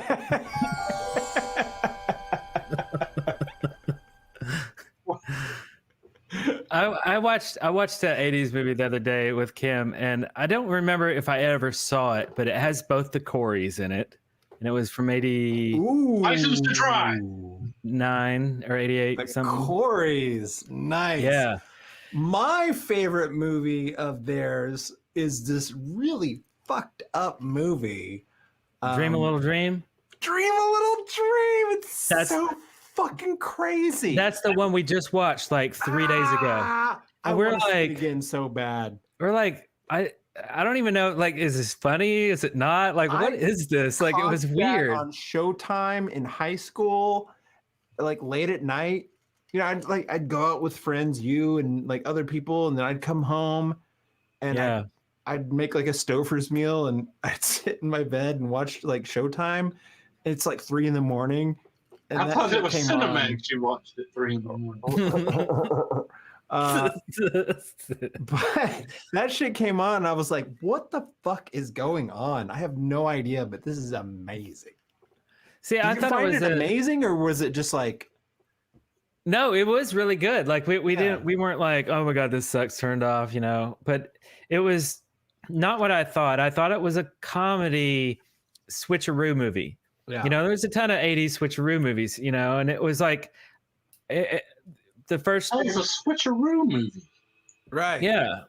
You know, like, and What is that? What does that what is mean? it? Like the original Freaky Friday. I think that was the first Freaky one, Friday or Brewster's Millions. Back in the There's a 60s. billion switcheroo movies. Brewster's It's Millions when was one not a person switches. switcheroo. Big. Was it not? I don't think so. Richard Pryor switched places with what's his name?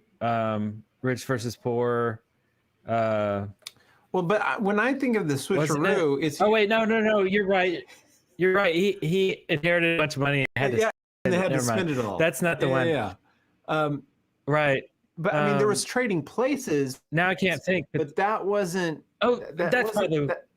But there's always the supernatural element of the switcheroo movie. I mean, Trading Places, which is a fucking great movie, doesn't follow. Yeah, but they didn't that change places like. Yeah, it's not their souls not changing places within their body. Exactly. Yeah. I'm telling you, man, like Big, the movie Big. Big would be kind of switches. No, he didn't switch with anybody. He just aged. Yeah. Yeah. I liked Big. It's when a poor person switches with a rich person, or a popular person switches or it's with usually a like not so the you know, mom it's always a and contrast the thing. daughter, you know, the young and the old switch place, and they're like, "Oh my god, I have to live the life of a 13-year-old again," and like, and the 13-year-old's like, "Woo, I'm an adult. I get to do whatever." Woo. Yeah. Well, I basically thought it was going to be that. You know, but it was like the whole first act of the movie. We were trying to both guess who's going to do the switching, because that's kind of the mystery, right? We knew there's switching involved, but we just didn't know. We're like, are the Coreys going to switch? And we're like, that's not going to happen because they're basically the same character. There's no contrast there. And it would be lame. It was like, oh, cool, I'm you. Oh, you're me. Okay, cool. Let's just continue life because nothing has really changed. They're both kind of like, you know, the same person. So we're like, oh no, this person, or no, this person. And it was kind of two unlikely people that switched. And I was like, well, that's interesting. And then during the switching, you had these weird dream sequences and things happening inside. I was like, what is this? Like, it's so it was weird. Very weird. Yeah. It was neat though. Yeah, we liked it. Never seen it. Never seen Very it. strange. I will say, if it's got the Coreys in it, probably not a good selling point for me to add it to my playlist.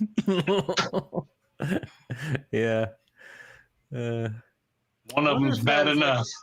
I wonder if that was like at the height of their mutual drug addiction. They were probably just like doing rails of coke like crazy. Yeah, Corey Haim seemed like he was, but then the other Corey was always chill. But then I don't know if that's just their personality. I think that's just their personality. Because Feldman's always the cool guy, and Haim's always like, ooh, yeah, right. You know?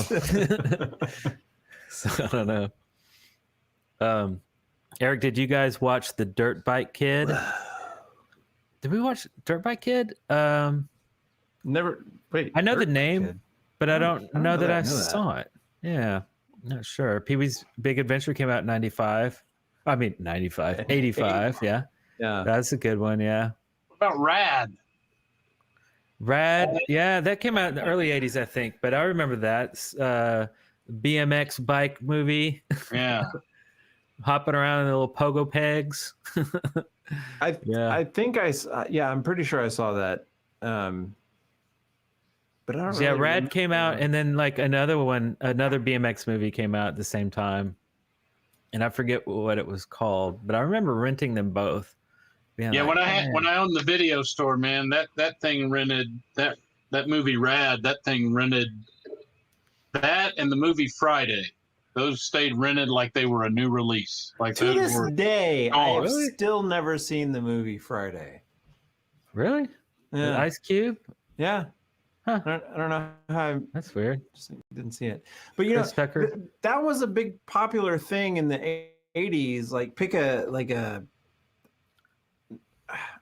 I don't know, a mode of transportation and make a movie around it. BMX bikes, skateboarding, and surfing. North Shore, Turtle. Remember that movie, Larry? You don't remember North Shore?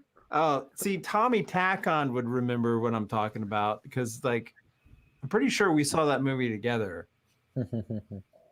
But yeah, that was this, like, craze in the 80s of just like making movies around, like, a popular, like, sport genre. Right. Yeah. Yeah. Sports like that or ninjas. A lot of ninjas. Or ninjas. A lot of ninjas. Not the ninja moves. When I had the video store, I can't even remember what it was called. There was this one movie, and I couldn't understand why the people I'd bought the video store, they had a big sticker on the box. And it has like this kung fu guy on it, and it had something about a dragon, or whatever. And it clearly was pitched as a kung fu, like, karate movie. And then, like, they had this big sticker right on the box that says, "This is not a martial arts movie." It was like totally. And so when I bought the video store, I was like, well, we don't need that sticker on there. So I took it off, and everybody that rented it brought it back and bitched that it was nothing like, what the box said it was. So we put the sticker back on. But it was. I mean, it literally had like a kung fu guy on the front cover, and it was something dragon. And if you looked on the back, it looked like there were fight scenes, but apparently none of that was in the actual movie. Strange, but yeah, that was a popular genre, ninjas and stuff like that. Absolutely. Another movie from the 80s that I did not care for, that everybody really likes, and man, I've mentioned this on my Facebook page one time, and I think I lost friends over it. I didn't care for Lost Boys. I thought it was. Oh my god! I thought it was kind of weak. So, weak? Yeah, it's weak. Weak. So we were really big into vampires, so. But I have. I guess you didn't really dig vampires. See, I have a theory about all those '80s movies. I think if you didn't see them when they came out, then you don't have like this emotional tie to them. So a lot of those movies I didn't see when they were popular or when they were new. I went back later after hearing about them. Oh, you got to watch this, you got to watch that, and you go watch them. And man, a lot of that stuff's not very good. Yeah, I mean, I could see that. Like, the world is different now. Our minds are different now. Yeah, I don't know why I didn't see Lost Boys back then. It seemed like something I would have watched, but I didn't like it. Heathers. Yeah. I don't know. Somebody just mentioned Heathers in the. I did like that. Have you seen Heathers, Larry? Yeah, I like that one. Oh, you've seen Heathers. Okay. Yeah. I'm really shocked that you've seen Heathers. Really? Yeah. Excellent movie. Fucking amazing movie. I mean, that. Oh, well, now that I know you feel that way about it, I need to go back and watch it. So Exactly. Probably find out that I don't like it as much as I probably should say it sucks, even if I like it. No, I like that one. I liked that one. Robert Lambert said, "Back to the Future." I see what you did there. I mean, Back to the Future, of course. I know Eric likes The Burbs. I never really watched it. The Burbs with Tom Hanks? Yeah, with Tom Hanks. That was funny. I mean, it was a little slapsticky, kind of, just because they're goofing around, sneaking around the neighborhood and trying to solve this mystery and stuff. But yeah, it was fun. I mean, kind of cheesy 80s. I don't know about now. I probably haven't seen it since the 80s, but that was pretty cool. Can't Buy Me Love. Was that 80s? Can't remember. Bill and Ted. Yeah.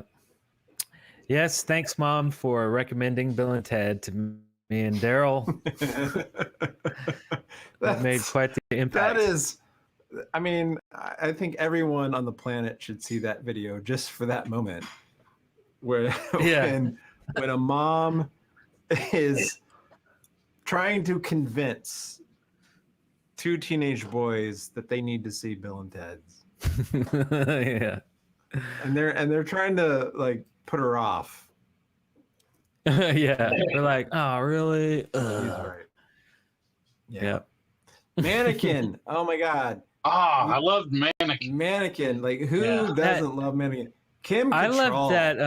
Come I love on. the airplane song. The main song. I listened to it all the time back then. Yeah.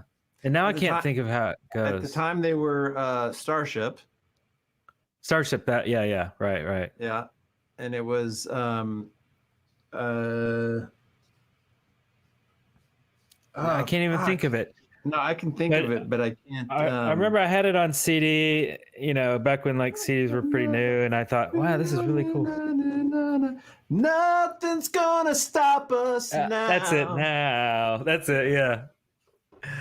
Yeah. It's the same people that did We Built the City on Rock and Roll? Exactly. Yeah. Huh. Same album. Knee Deep in the Hoopla. My MTV's sister very had first that video. album. I inherited it. Weird Science. Yeah. That was a win. Yeah. You like Weird Science? That was a good Weird one. Science was a win. Weird Science. Hey, Oh, yeah. more than a handful, your wrist and a spring wrist. Kelly McGraw. Was that a quote in the? Yeah. They're designing her tits. Oh, okay. And the other yeah. one turns to the other and he's like, more than a handful, you're risking a spring wrist. Do you remember what this was from? Shall we play a game? Shall we play a game? That was cool. I love that one because it was like, Was that Mac and Me? No, that It was was War Games. War Yeah, Games. Okay. War Games. He was a hacker, Yeah. right? And it was like really cool because seeing somebody in a movie kind of more realistically portraying a computer, without flashy graphics everywhere, and you're just like watching the movie like, computers can't do that, dude. That's so fake. But this one was like, monochrome, crappy text popping up on the screen. I'm like, man, this is cool. This is kind of like realistic. And that was my view of the movie back then, was like, oh my God, they made a movie like this? This is so cool. Some teenager's going to save the world from nuclear war. Yeah, then it got a little crazy, but but at least it was grounded in, in realism, I guess. So Less Than Zero, did anyone remember Less Than Zero? I remember two things about Less Than Zero. One, it's early Iron Man. Fuck. Robert Downey Jr. Yeah. He was in that. And he plays on the nose. He plays their like drug addicted friend who has issues. And how it also fits into this conversation, it starred the guy from Mannequin. Oh, huh. Yeah. And I can't Who remember. had such a successful career, he's now known as the guy from Mannequin. I know. But then, like, he was also. There's this great scene where, like, there's a dinner party, and like they go outside. Everyone's at the dinner party still, and they go outside by the pool and they start fucking. And I can't remember who the girl was, but she was hot. If you know, let me know who the girl was, because I'm not going to bother to look it up right now. Real Genius. Oh, but another thing from Less Than Zero had a great song for one of the soundtrack songs by the Bangles. Oh, the old Bingle Bangles. Bangles. Yeah. And it was a cover song for them. My sister liked the Bangles. I didn't hate them, but, they're a little cheese. And I think what was it? You remember a movie called Gate? Hazy Shade of Winter. That was the song for Less Than Zero by the Bangles. Oh, okay. Song though. I don't remember The Gate. I don't think. Was it the same girl from Lost Boys?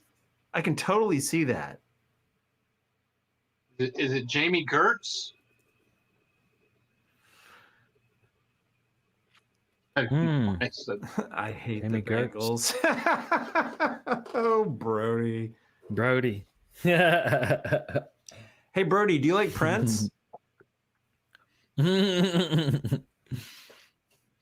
Beetlejuice. And then, of course, the old classic.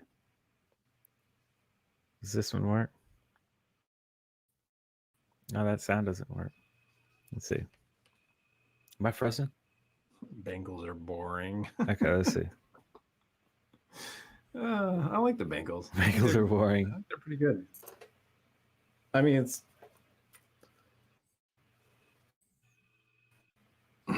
it's four chicks playing fucking music. Like, what's wrong with that? There's nothing wrong with the that. singer was attractive. Oh, she actually still is. Like an You know, Yeah. that was Brody hates Prince. Okay, there you go. I hate Prince. Even I like Prince. Well, most of it. You know, it's funny. I was watching I live in Prince Land. I was watching some YouTube videos. The bass player for Guns N' Roses was Duff McKagan. Yeah, it's funny. Like you grow up, you like a certain scene, you know, and Guns N' Roses was part of that scene. So you're like, you know, you grew up loving them. Well, they grew up loving other stuff because they were Guns N' Roses, right? Duff, like one of his favorite bands was Prince. He loves Prince.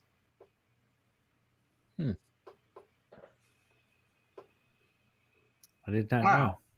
So like he is like playing bass in Guns N' Roses at the time, and then he gets off stage and he like puts on a Prince record because that's like his favorite fucking music. The dude's a really fascinating dude. I've watched lots of videos with him, interviews and stuff, and like Yeah, he's a lot better than Axl. right, exactly.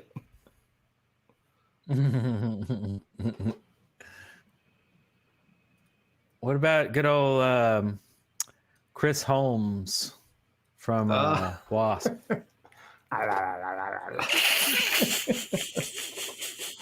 Oh my God, that's what a awesome. great scene.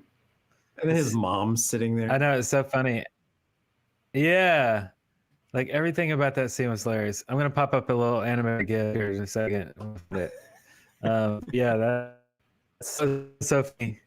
Because I hadn't seen that scene yet. And so we're talking about Decline of Western Sin Part 2, which is about metal. The metal years. In the 80s. And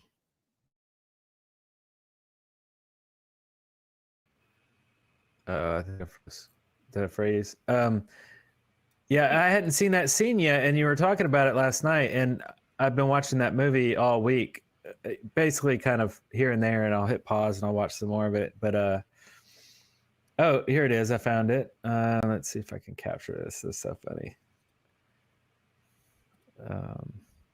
And Chris Holmes is okay now, right? He is. He's sober. He's been sober for 20 years.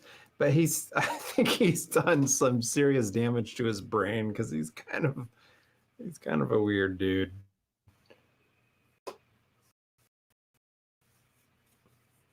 Yeah, I think so. Okay, capture this.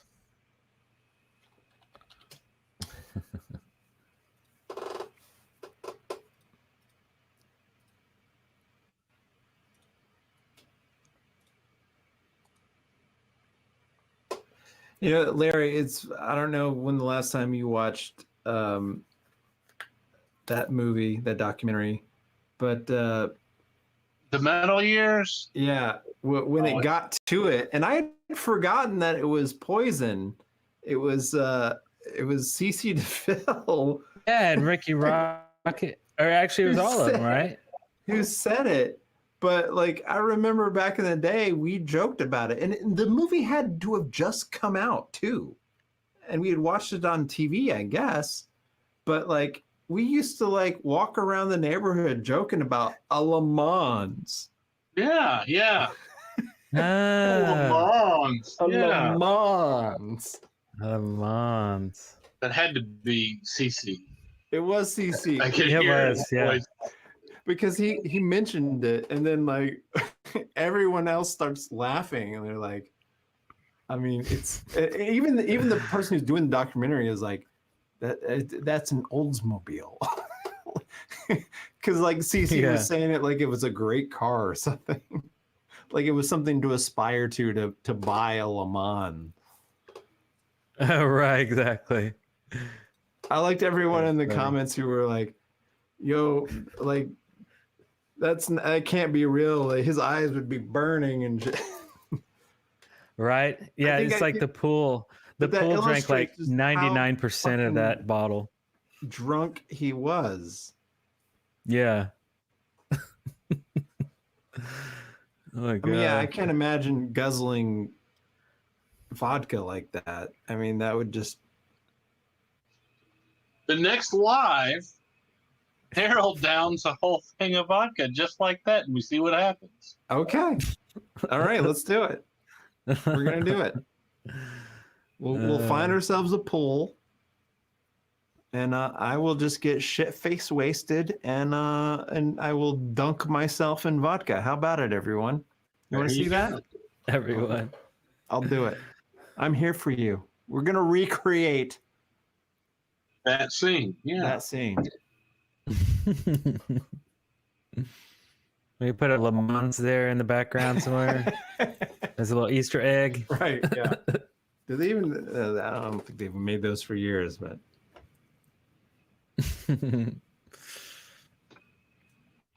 Has anyone seen the Mean Man documentary about Chris Holmes? Mean Man. I have not. He's a mean man. No, there was one. Chug la vodka. Is it on Netflix? Mean Man. Chug la vodka. Which Facebook group? Oh, I'm just seeing that. Yeah, so we have a Facebook group. If you go to our YouTube channel, there should be a link in the top right. As a link to, or any of our channels. Videos. Description. A link to it. I don't know if we have like a short link, but drop a link. I'll drop a link in the comments right now. Drop it. Drop it like it's hot. RFB group. Okay, maybe this will work. Maybe.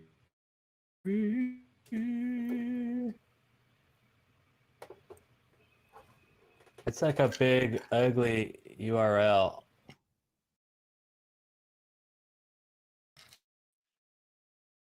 I don't know. Okay, this thing might work. Yes, I'll check that out. Oh, it's on Amazon Prime. Okay. That's funny. What brand of vodka? Does it matter? What brand of vodka is Darrell going to drink, or is Chris Holmes had the cheap stuff? He had. No, I think I swear one of those bottles looked like a Smirnoff bottle, but at one point I think when he got up, he had 2 or 3 of them. And he's like grabbing them all together, and then he starts to say something, and then he just like, "Hey, watch this." Then he gets down in the water and he starts swimming. And it's like he can't even like think. He can't even like finish his sentence. And he's like, "Do you like the label?" And he's holding the bottle backwards, like you can't even see the label. It's like, what? It's awesome.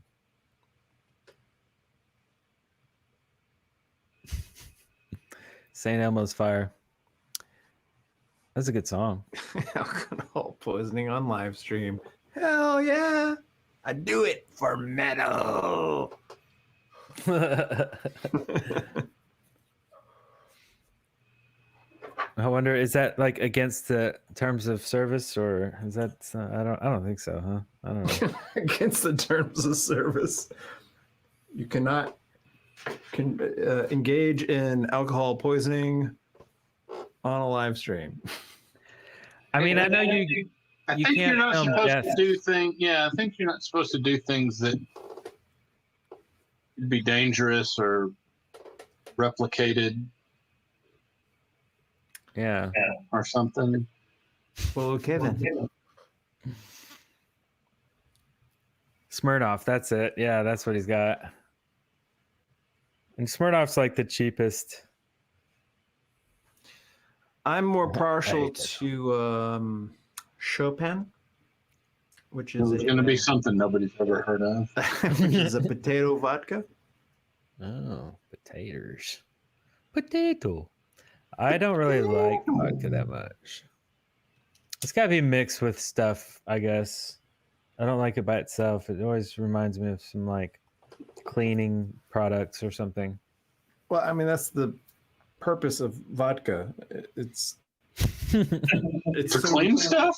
It's neutral, so it can be mixed with anything, so you don't taste it. Oh yeah, it cleans your insides. Gives them good scrubbing. And that's what Chris Holmes is doing. He's just like cleaning his face. It's That's like what he's doing. Face. Yeah. He was ahead of the curve on the COVID stuff. You know, he was sanitizing. Right. We should get a vodka company to excuse forever. Kettle One. I can imagine taking a bottle of Kettle One, just like Kettle One. Pouring it all away. Is that like really expensive stuff, Kettle One? Yeah, it's not really expensive, but it's universally thought of as decent vodka. Yeah. Hey, here's a good question. Eric and Darrell, are you Catholic? Because you both went to Catholic school. I was just curious. Wrong. Right. Only one of us went to Catholic school. Mm-hmm. Yeah, I went all the way till 8th grade, and then except for 1 year. I went 9th grade too. Oh yeah, right. Every grade Catholic high except school for in 7th grade. And that's where I met Darrell. And then I went back to Catholic school for my 8th grade and 9th grade. I went to boarding school. Catholic boarding school. And then in 10th grade, I went to public school, so a non-Catholic school. And then from 11th grade, I went back to Catholic boarding school. And then to finish off the whole thing in my senior year, I went back to public school, non-Catholic school. So I kind of ping pong back and forth. So, but yeah, Darrell, I guess you went to non-Catholic schools, private. Yeah, I went on religious,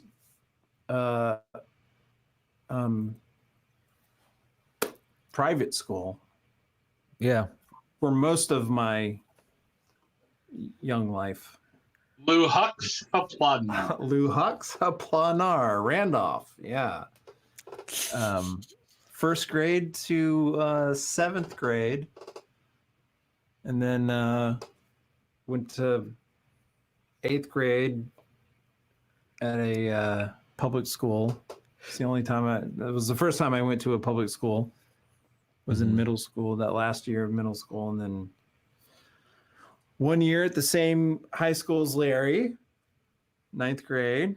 Yes, my family was poor. I did not go to private school. I went to public school the whole time. And you, from the get-go, even way back in the day, like I remember that being a contentious thing between us. Well, you know, every time we have a conversation, it was always how much better everything was with you. Probably true. So, I mean, I went to like I literally went to the shit spectrum of all the schools in my city. You'd be hard pressed to have gone to what would be considered worse schools than what I went to. It's amazing I've made it out alive. I mean, I went to well, nobody's going to know what the schools are, but they were. Most of them are closed now. I think all of them are closed. All the schools I went to, all the public schools I went to are now closed. Even the elementary school, the one on University? Yeah, UAH owns it now. It's like a daycare center for them. Oh. Huh. But you went to the same middle school I did. Didn't you go to I went to Westlawn. Westlawn. Yeah. Yeah, it's gone. Yeah. Is it gone? Oh yeah. Oh. Huh. Oh yeah, it's gone. I remember the first day of 8th grade. I was terrified. I was like, this is not Randolph. This is. Yeah, I wasn't there when you were there. No, you weren't. You were already at Butler. Which is now a church. Oh, is it now? Yeah. That makes sense. Church is it the church across the street? Or a different church? What? No. The Rock, the big. Yeah. You remember that church up there? That. Of course, I remember. Tommy befriended, and then we went on that whitewater rafting trip with the that wasn't me. I've never. No, that wasn't me. It must have just been y'all. Yeah, it was just us. It was funny because Tommy totally was like using it as an excuse to mac on some chicks. Always. Always. Yeah. He was just trying, and I think he might have got into some pants. Always. Yeah. I just pissed everybody off because they were like, he curses a lot. Because I was like 12 and I was like, fuck this and fuck that and fuck. That totally sounds like a Tommy move. So what you're telling me is he macked his way in to some church group for the purposes of doing some excursion that they had. Yeah. And convinced them that he had an interest in their group. Yeah. Yeah, that had to be, that's totally Tommy. Yeah. He was just mining for pussy. I remember one time we walked over to this other neighborhood far away, Tommy and I did. And there was this girl, I don't remember her name. I mean, it was probably like 3 or 4 miles we walked to get over to that neighborhood. And he kept saying he's going to hook up with this girl. And I just assumed that they had already arranged it. Well, when we got there, she didn't have any interest in him at all. Arranged it. And so, for like an hour, he's trying to convince this girl to give him oral sex behind the church. And she's like, I'm not going to do it. I'm not going to do it. And he, like, for an hour, he kept on, and he damn near had her convinced to finally, like, fine, I'll do it if you leave me alone. But it never got there. But I don't know why I would have walked all that way for his benefit. Fine, I'll do it if you'll leave me alone. It was the 80s. Things were different. I know. That's exactly what I was thinking. Because, like, that shit would not fly nowadays. And he's arguing with her, I think you find me not to be attractive. And she was like, no, that's not it. Well, then, wait a minute. Well, then why won't you do it? I think I was there. I think I was. No, that was another incident we won't talk about. Oh, okay. I'd like you to talk about it because I'm not actually sure what you're talking about. But I guess Tommy had used that. We had a slapping good time at that incident. So. Oh man. Yeah. It's a shame we don't have a TV show. Because it's probably best. No, I want to mine all of those stories first. Those would be so good. All of the names would have. Clearly, it would have to be an HBO show. Yeah, that's true. Yes. And I don't know. Can you make TV shows about kids attempting true. to engage in sexual conduct? Might have to change Well, their hey, age. as long as their success rate was as good as ours was, then you'd probably be fine. God, we thought we had it all figured out.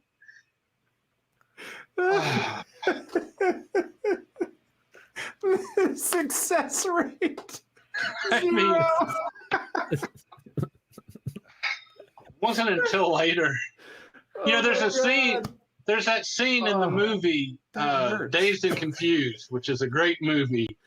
And, you know, they're leaving the middle school party, and the one guy says to the other one, you know, like, don't worry about, you know, guys, we can't leave the party. I was getting there. And he's like, getting there? Hell, you wouldn't have known what to do with it if you had gotten there.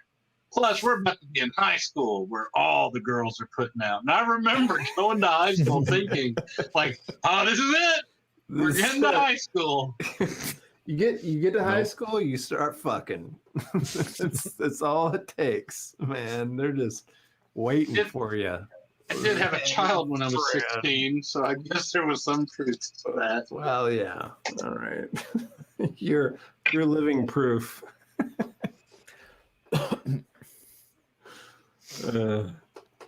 I scored when I was 15, and I've got the kid to prove it. That was the line that everybody liked. That's your bumper sticker, man. Stupid kids. God. Well, Chris Holmes is still drinking down there. I know. And I'm not. Oh. Yeah, I think mine's empty too. See, we need to have a couple of different intermissions. See, I'm the responsible one. I'm not consuming any alcohol tonight. Even though you said... I know. I needed to. Well, look, I'll be honest with you. I got a phone call 15 minutes before you guys were going on. Uh-huh. I had just woken up. I was taking a nap, which is quite honestly the only way I can still be going at 10:30 at night. I mean, I would be in bed an hour by now. Is that what time it is? Oh no, it's 10:38 here. Oh, right. You guys are in a different time zone. Yeah. Oh, it's actually early, huh?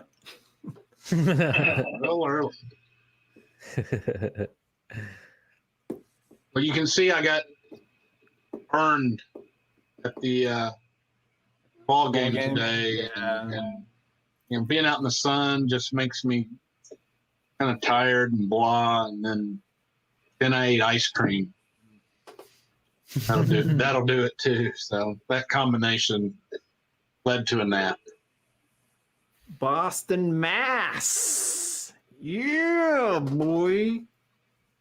Boston, Mass. I've been to Boston twice. I've enjoyed it both times. Great town. Yeah, I like Boston. I've been once. I went once, I think, yeah. I wanted to go to Salem, and I couldn't convince the family to do that. Wow, that would be fun. I've always wanted to go there. Every time I go, I've gone to Boston, I've been like, oh, it's so close. But I'm afraid it's like too touristy, though. Like everything you find. I'm sure it is, but you know, everything you find online is like, even when you're like looking for, you know, like, hey, I'm interested in the historical stuff and all that. It seems like it's all got a gimmicky twist. I don't know. I guess it's like going to, you know, to Loch Ness, and you know, there's probably all kinds of monster stuff. Right, yeah. I got so close to going to Loch Ness.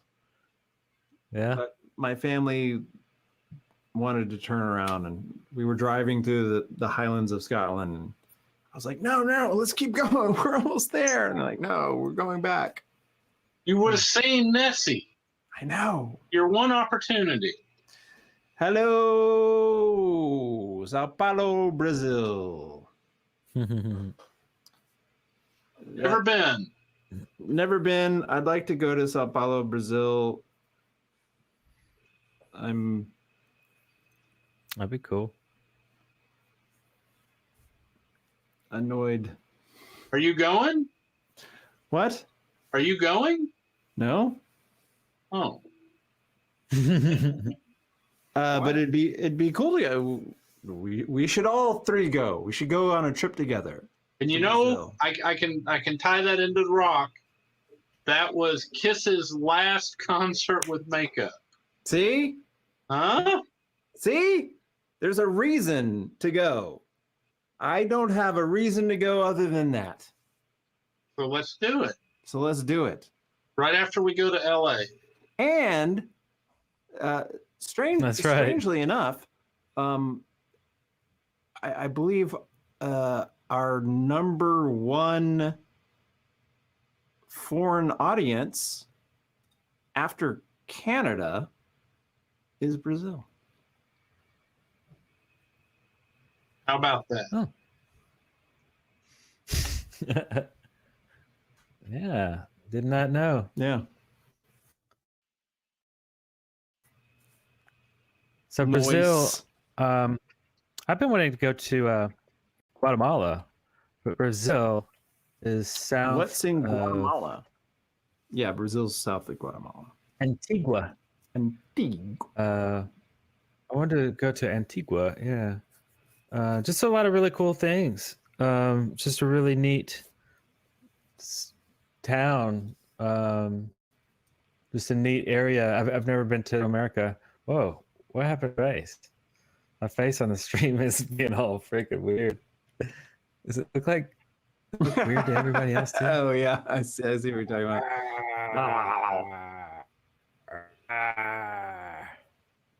Now I'm frozen. Oh, okay. Yeah, so I did a lot of work out of Brazil, met a lot of people. I've just never been there. Just thought it would be really cool to actually physically go there. You mean Guatemala? Because I know a lot about Antigua, but I've just never been. And yeah, or Antigua, Guatemala specifically. Where the Santa Catalina Arch is. It's like one of the famous things. There's a volcano there, big mountain. Anyway, well, honestly, look, Brazil on a map. So our channel started off as like this retro thing of us videos when we were kids, but really what I'm hoping to eventually transition into is just a travel blog.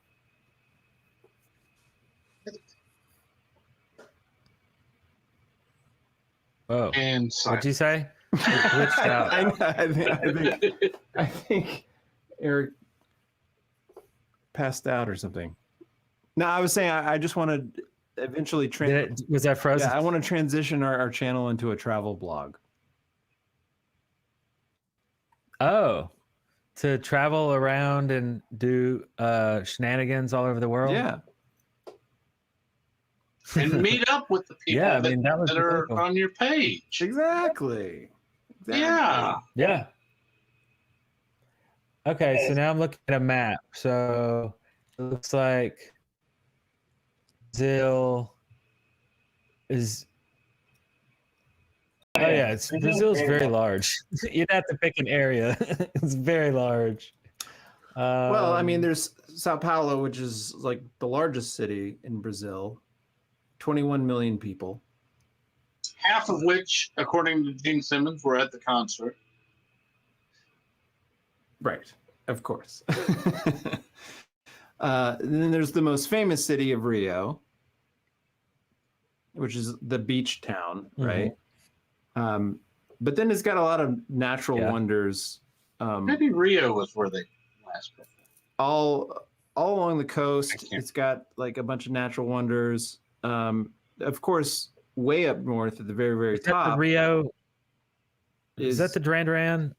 What Duran Duran was talking about, or was that a different Rio? Yes, sort of.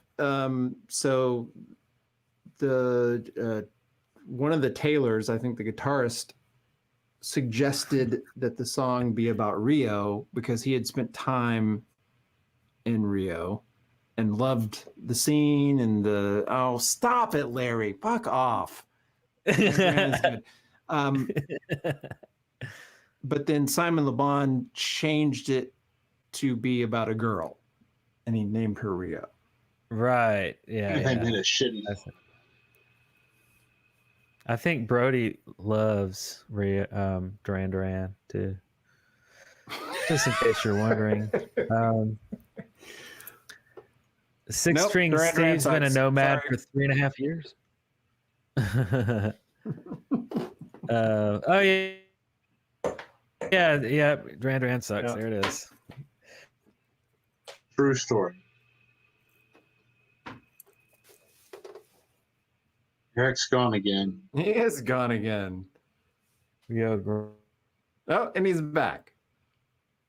But he's frozen. I'm back.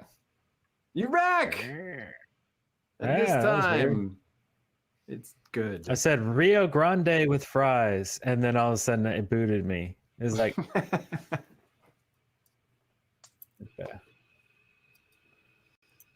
There we go. Yeah, no clue what's happening. Maybe I need to like upgrade OBS or something. I don't know, because it's usually fine. Who knows? Who knows? Not I. Can you see my little lava lamp over here? I do see it now that you're hot. touching it. It doesn't show up very well on camera though. Let's see if I put it If you over could here. dim it. Right, yeah. Yeah, it's a little blown out. Yeah. Her name is Rio. Hungry Like a Wolf. Remember the Hungry Like a Wolf version that Bruce Campbell did? That was an epic one. Hungry like the wolf. Yeah, it was an epic one. I don't like him either. You don't like Bruce Campbell? I can't even, that's hard to understand. I know. He's Gotta understand what they're talking about. I don't. Not liking a Bruce Campbell. Nah, they won't do it all. Pat wants to know, does Eric have kids? Nope. 3 dogs though. They're kind of like kids. Does Eric have any baby goats? I did, but Do you have any baby boy, goats? were they good. Also known as Cool. kids. See what I did there? Farm animal humor.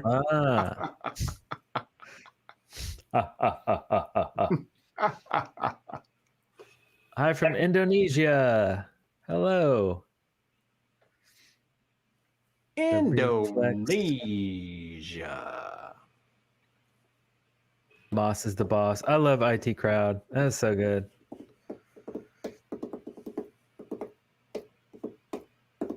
I think IT Crowd is on streaming somewhere. I should rewatch it. Never saw the whole thing. Oh yeah. I thought it was good.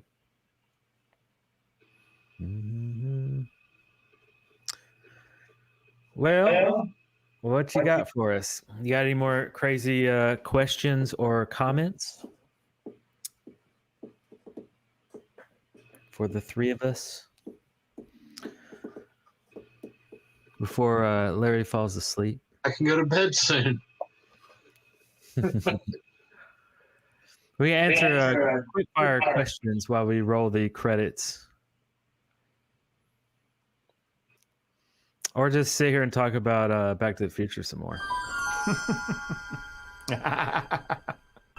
My neighbor has a DeLorean. Oh. Oh, you got his attention. Yeah. Eric's all-time favorite car. He might sell it. He might sell it. Really? Is it good working condition? Yeah, he keeps it in the garage. I haven't seen it in years on the road. He does bring it out. We always talk because I've got the Viper and he's got the DeLorean, and Yeah. those two are never on the road at the same time. So That's cool. Yeah, it'd be neat to do some sort of electric car conversion to the DeLorean. You know, I think you would be able, of course, that, you know, as I understand it, they weigh a ton, you know, because the metal parts and everything. But because the line got scrapped, apparently, I'd always heard, I never got into them, but I'd always heard that there was ample supply of parts out there, and that a lot of people. Ooh. Yeah. What is going on? Jessica. Jessica. You're always so good to us. Thank you. Nice. But yeah, you just buy your parts and then you build it from scratch. Yeah, so there Put a is battery in it or something. There is a company, and I want to say they're out in Arizona. It ended up with all the surplus. Yeah, something like that. I mean, and apparently there's a ton of it. I mean, yeah, there's enough to make many. Yeah. And for a while, I think they were assembling new ones and selling them, but I don't think they're doing it anymore. I don't know. I know Ace Frehley. That's the car he wrecked. Really? He had the DUI. Yeah, I had. No. In the song "Rock Soldiers," he talks about wrecking the car. Johnson said, "I thought it ran on bananas and garbage." Yeah, that's true. That is true. Mr. Fusion. Let's see. Let me go up. I saw some questions here. Where was that one? Duct Tape Pilot. What TV shows are you guys watching? So I'm just watching. I'm still watching The Goldbergs. Well, I've got one. And that's really the only show I'm watching right now is literally that. That's it. I have been watching Mayor of Easttown. It's on HBO. It's a detective story with Kate Winslet, and she's playing this kind of gruff Pennsylvania, lower income kind of town, like blue collar town detective. And she's fucking amazing in it. She sells it. She's fucking British. But she totally sells this gruff, working class lady. And Guy Pearce is in it as well. Great so far. I'm really hooked. It's dark and gritty and perfect. Yeah. I'm always way behind the 8 ball and way behind the times. I am halfway through The Witcher. The Witcher, which I think came out like 2 or 3 years ago. I can't wait for the next season of that. I loved the first season. I only saw the first episode. You gotta watch a little more. The whole thing is great. It's so good. Okay. Yeah, and I then should watch some more. Oh, you've only seen the first episode? Oh, dude. Yeah. Yeah. Easy now. I'm only like 4 or 5 episodes in. Don't ruin anything. No, Darrell, you shut up. You're gonna mess it up. I'm about to log off right now. Every time. All right, I'll just say this. The girl's story is the most interesting thing about it. He just likes that because she gets naked. She's hot. Becomes hot. I like hot chicks. That's my thing. It's always been my thing. I like hot chicks. Come on. So soon. That's your thing. Angie says, Eric, I think you're the nicest of the 3. Am I right? Am I right?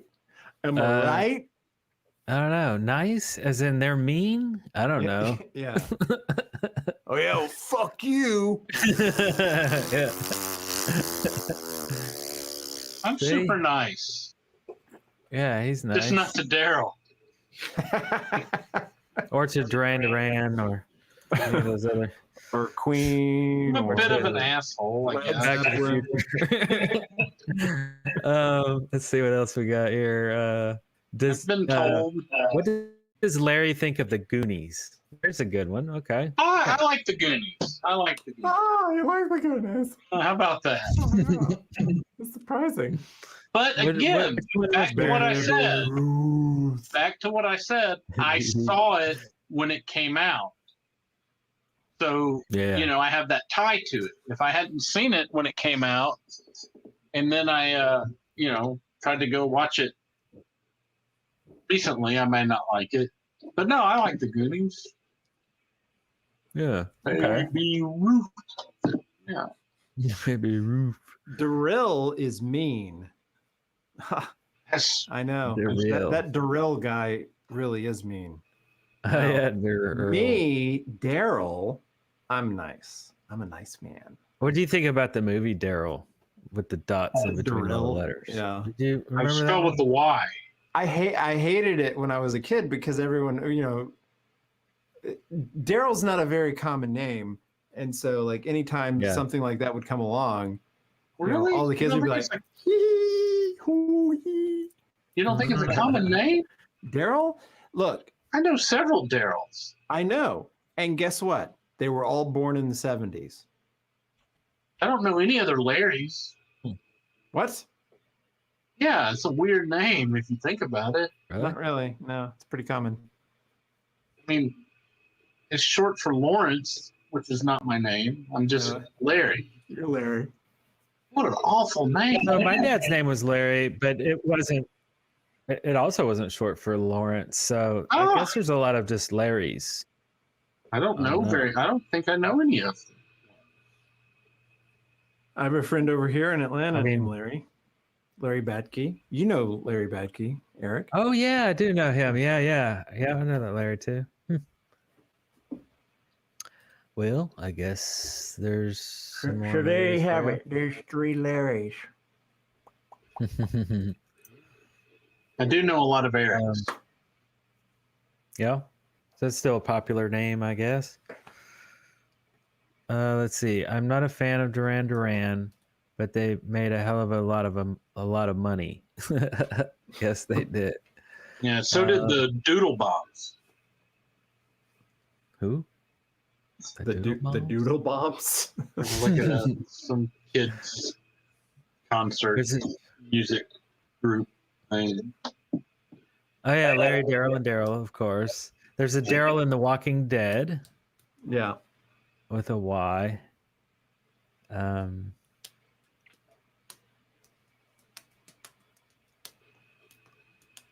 Chips. Did you guys watch Chips? I didn't really watch Chips. I thought it was I did funny when I was a kid. I loved that show. I mean, I think I might have seen a little bit, just because they're on motorcycles and they're cool. But I don't think I really got into it. Maybe I watched it when I was real young and I didn't really follow the story because I was just young. Yeah, I just had the little Mego figures, the little action figures. Yeah. You had all those Eric things. Estrada, and there's an Eric in that one. Now Dax Shepard did a remake of that show, Chips, several years ago, probably 10 years ago. Okay. Which was kind of stupid. It wasn't that good. It was kind of dumb. Yeah. And it was a show or a movie? It was a movie. It was a movie. Oh, like I mean, there's been a lot of those. Charlie's Angels. Yeah, I mean, what is that? You got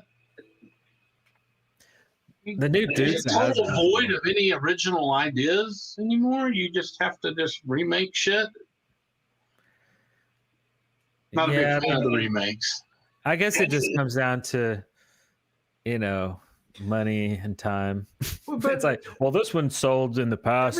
Maybe it'll sell thinks again. This is a new phenomenon, but you go back to the 40s, and they were remaking shit. There were 3 Maltese Falcons.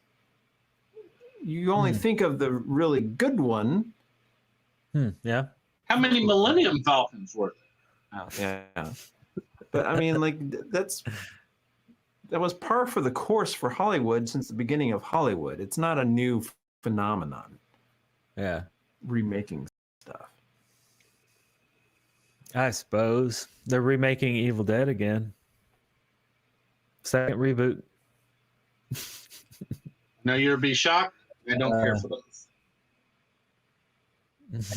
Not even the originals? No. Did you ever give them a chance? Nah, not really. Yeah, you don't give anything a chance. I mean, I did back when I watched them.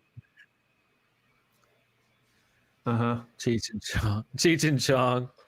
They were hilarious, I thought. I mean, on a, obviously a stupid level, but I didn't watch Cheech and Chong when I was little though. I mean, I might have seen them in passing, but I got to where I want to watch like every single movie Cheech and Chong in maybe the late 90s, and then again maybe in the 2000s, 2010s or something.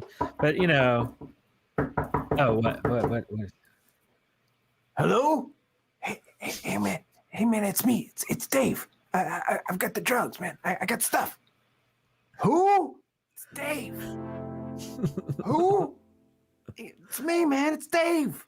There's no Dave here. No, man. I'm Dave. Hello? Hey, man. It's Dave. Who? Dave. I got the stuff. There's no Dave here. That shit's classic. Yeah. I love it. I never saw any of those. Really? I mean, they're terribly terrible in a good way. I have these great memories of like feeling very uncomfortable, but like sitting with my dad late at night when like I know it was like I should have gone to bed an hour ago. Yeah, we're sitting there and it's like Showtime or HBO or something, and it's a Cheech and Chong movie, and he is just fucking cracking the fuck up, and there's like titties and shit, and I'm just like, should I be watching this? And he's just like going, and like smoking weed. Like Santa Claus? What? That's funny. Man, he sounded like Santa Claus. Yeah.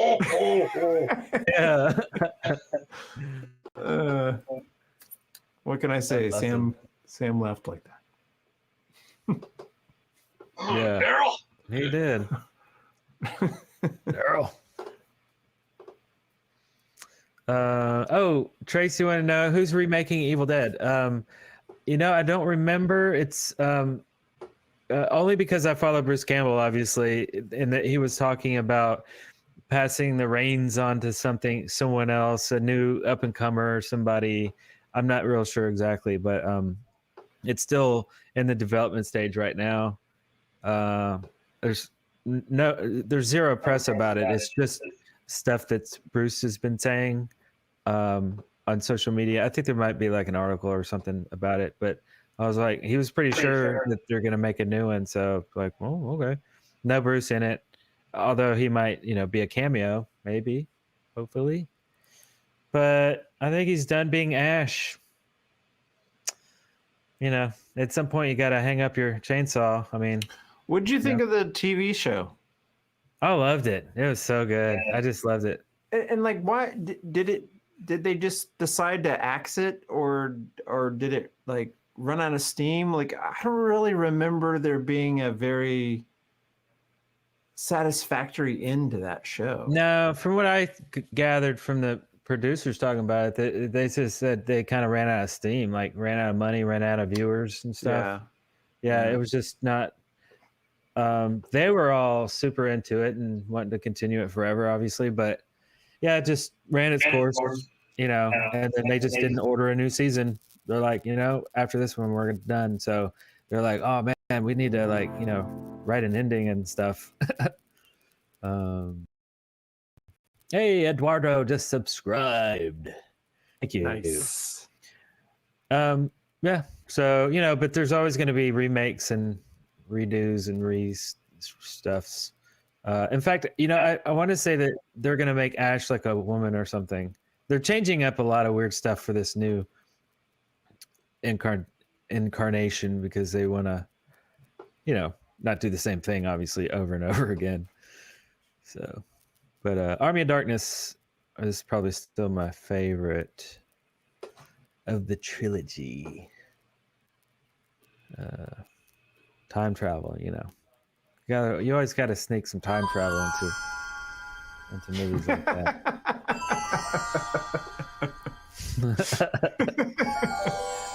So clever.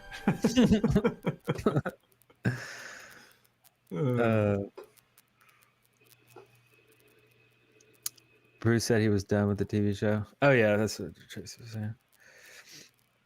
Well, I guess should we run some credits? What do you think? What do you think? Wow. It possibly might be. I mean, it's not 4 a.m. Come on. we got an hours hour till midnight over here. I'll probably play some It'd be 53 minutes to midnight. Wait, isn't there a at the midnight?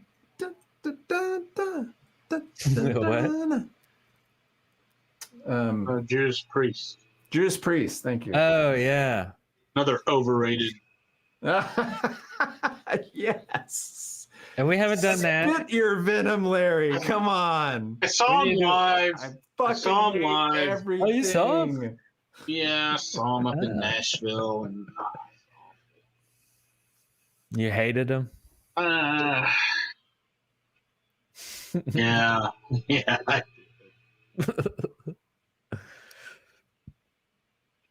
Not as bad as Dawkins. I saw Dawkins live, and it was really bad. But Dawkins. Then I was later told that I was a total asshole because Don Dawkins just came out, grabbed the mic, planted his feet, and stayed in one place the whole time. Didn't interact, didn't do anything. You know, didn't. Very low energy and all that. And I was really, really giving him a bunch of crap. And then I think one of my other friends had mentioned that he was like going through cancer or something like that at the time. Oops. And it was a marvel that he was even able to perform. And then I felt really bad for knocking on him. I just refocused my thoughts towards Vince Neil and his performances as of late. I gotta check out that cameo video. Oh, you gotta do it, man. It's all over YouTube and stuff. You know. That's too funny. Nice. The hell was Darrell? Larry hates what? I hate what? I was just reading comments. Larry hates everything. He does. No, not everything. No, I don't hate everything. It's a shtick. It's a shtick. It's a shtick. It's a shtick. I can probably find another. I can probably find things about everything that I can hate. Sure. All right. Is that the polite way of saying I'm an asshole? Yes. Okay. They're redoing, or they're making another Beavis and Butthead movie so. for Paramount Plus. What? That'd be cool. I'll check that out. I love Beavis. Yeah, and Butthead. You do. I wish they were on streaming somewhere though. You just have to find kind of random ones on YouTube, and they're always low res and hard to see and stuff. But you're low res and hard to see. I have been tonight. Sometimes I turn into a reptilian. Isn't it funny how sometimes, like the TV show V? Me? Oh, V. V. Oh, V. Yeah, V. V. Yeah, I remember V. Yeah. Yep. That's right. Back to the Future is a perfect movie. Everyone knows this. Perfect. You really missed an opportunity. A true statement. They're remaking everything. Larry thinks the sun sucks. I do prefer cloudy days.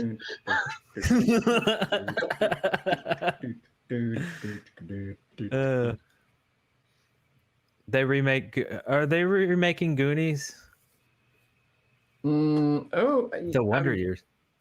Have I heard something about that? Nah. Why would they do that? It seems weird. And to remake the Wonder Years sounds really weird too. They remade The Craft. I mean, if they're gonna remake that, it would remake. Oh yeah. Were you a fan of The Craft, Larry? The first one. The movie?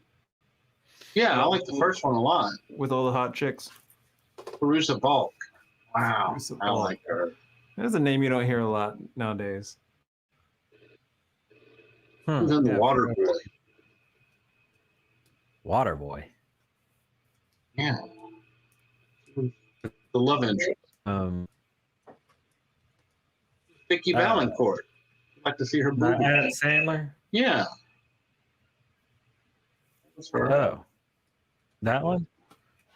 I don't remember anything about the Water Boy. I remember it was annoying, and I was just like, yeah, I don't know. Yeah. Sometimes when a character actor is just too much, huge ass. I'm just like, I just can't. Yeah. Nice name. Thanks, Hugh. Okay. That's great. What was my sugar daddy? What is happening? I'm pretty sure it's the same person. That's awesome. Like we were talking last week about, or a couple weeks ago, about the movies with oh man, I can't even remember. It's the guy with the it's gonna be so vague if I try to explain it. It's a guy with a black goatee. He talks like a freak. There's some new movie on Netflix. It's a character actor type movie. And we're talking about it, and you're like, yeah, I didn't see that. And I was like, yeah, I gotta. Man, what is it? Crap. I don't even know what nationality he is. It's a series of movies where this guy acts a certain way. I know this is vague. I knew it would be, but I'm like, maybe. I'm like, maybe somebody will. There's a show, and it takes up airtime and there's sound. There are people. There are people in it. How do I Any help there? And the guy's got hair. He's got hair. He's got a mustache, like a bushy mustache. I remember. Borat. That's it. Oh. Yeah. Oh, the second one was awful. Right. Awful. It's just this strong character, but he keeps maintaining it the whole time. So it's just kind of like, it's kind of a stamina thing. Like, do you have enough stamina? Right. That's how I got with Waterboy. It's all about embarrassment, and I've got too much empathy, so I start feeling embarrassed for the people who he's fooling. Now there's just feel awkward and uncomfortable, and I'm just like, it just doesn't make me feel good. It's not funny. Yeah. It's not funny to me. Right. I just feel uncomfortable. I laughed a good bit at the first one, but the remake thing or the second special he did was not very good. I mean, I haven't seen any of them. I saw the trailers for each one, and I was like, I don't know if that's something I meant to. Yeah. Let's see. Borat sucks. Borat is lame. Okay, so you guys didn't like Borat either. Okay, so Pasha is somebody. Right? And his name? Platoon. Now that's a movie that, yes, thumbs up. Even back in the day. Yeah, I like Platoon. Platoon was pretty graphic too, right? Like Full Metal Jacket and stuff like that. Yeah. There was a lot of those like war movies that were real graphic and very intense. Right, that was the cover. Yeah, we had Platoon, the video game for the Amiga back then, which was just shooting people randomly. I mean, and that was Willem Dafoe, ugliest man in the world. I didn't even realize that character, the guy on the cover. That was Willem Dafoe.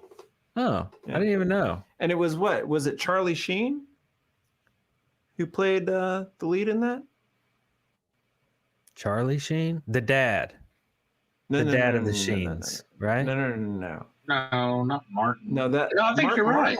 Martin Sheen was in Apocalypse Now, but this was, I think it was Charlie Sheen played the lead in Platoon. Oh, really? Wouldn't he have been like way young though? Because Martin was like a. Platoon came out in 1989 or 88. That may have been 89. Right. Really? Apocalypse Now was in what? 80s. All right. No. Johnny Depp.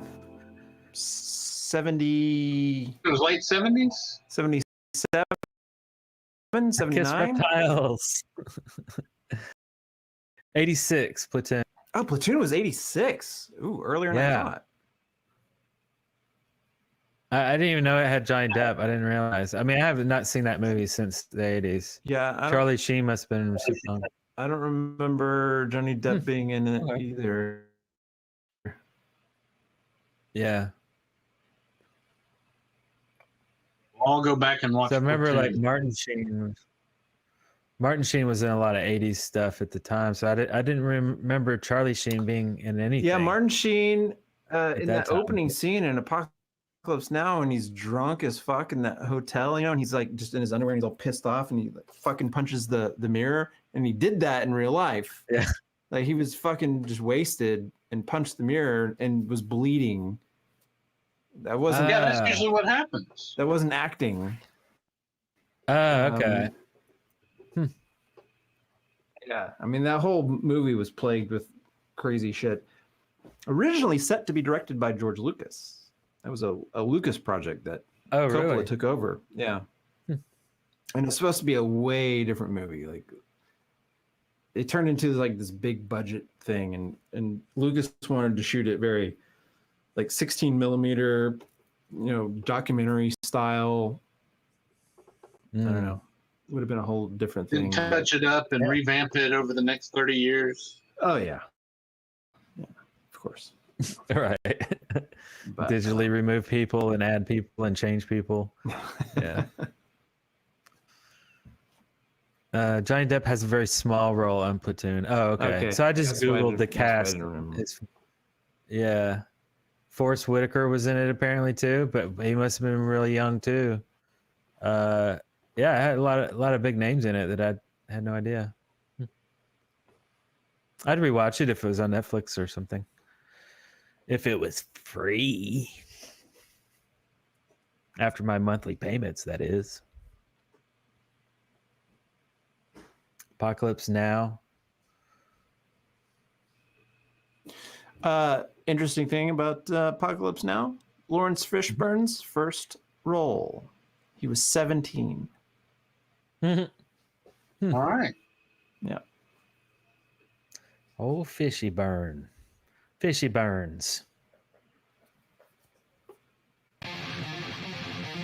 Ooh, yeah.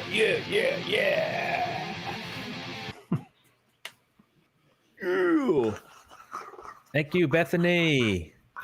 Can you please pretend to eat my frog icons? I did. I usually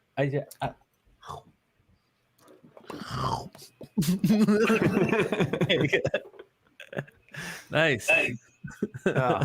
I'm becoming delirious. I don't even understand what's happening. We ate your frogs. Oh, now Larry can talk about The Crow. I remember you just loving the fuck out of that movie. You were like super into it. Well, God, I'm going to become one of those guys. The book was better than the movie. I really liked it. I really liked the comic. But really like the comic. The comic. Right. In fact, hold on. This is hanging on the wall. Hold on. Oh.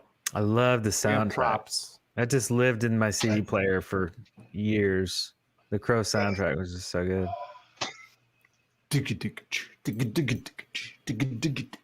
All that original piece of artwork by James O'Barr from the original Crow, comic book series. So picked that up in Atlanta, actually, back in the mid-90s. So wow, they could not reprint that book without that page. Now they'll just have to leave it out. It's interesting. They don't have it anymore. It's interesting. It's interesting you say that. After I purchased it, the gallery that was handling the sales for the artist actually contacted me and asked me to send the page back to them because they forgot to get, the full high-res scan before they sold it. Right. Mm-hmm. And so I did, and it took forever for me to get the piece of art back. And then there was this big controversy about how they had ripped Mr. O'Barr off, the artist, and didn't pay him. And it was kind of a real kind of scammy thing. But yeah, the movie was good. I liked the movie. I like the book better. So, but it was good. It had Brandon Lee in it. Of course, that's the movie he got killed while filming and all that. Yeah. Mm-hmm. Yeah, good stuff though. What about the Mortal Kombat remake? Charlie, don't surf. Sorry. I want to check that out. I actually wanted to go see it. I haven't got to go see it yet. The new Mortal Kombat? Yeah, I guess it's already out, right? It is. It came out, I think, last week. Everybody says it's not very good, but it's better than the other one. It would be hard to imagine it not being. Oh, yeah. I mean, it's cheeseball. Yeah. Let's see. The book is good. One Flew Over the Cuckoo's Nest. Did you like that movie? Hey, Eric. Larry sounds like Pops from the Goldbergs. What do you mean, when no? Darrell are eating the frog. What's happening? You mean you saw it and you didn't like it, or you've just never seen it? I've seen parts of it. Doesn't that have Jack Nicholson in it? It does. Changed. Produced by Michael Douglas.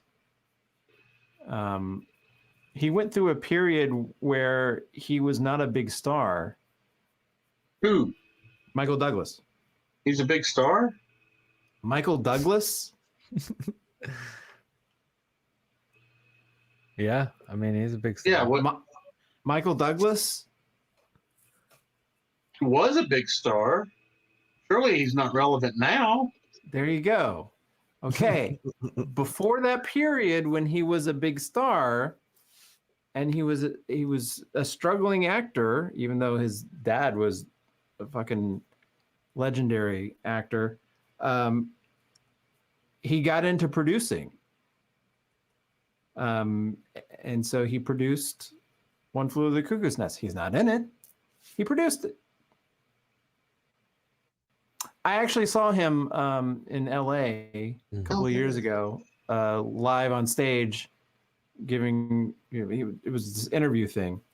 And it was filmed for TCM, Turner Classic Movies. And you can check me out in the cutaways to the audience. There's a couple of good shots of me. So. I'll be sure to muster through that. Look that up.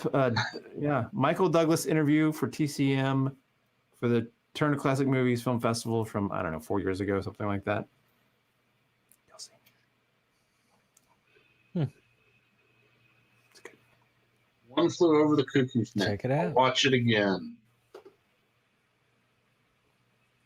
It's a good movie. Okay.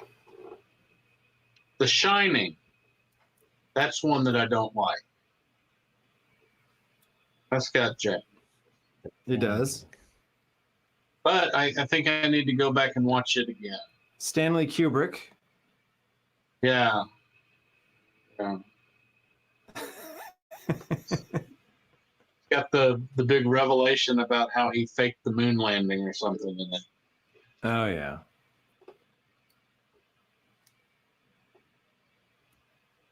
Oh. What is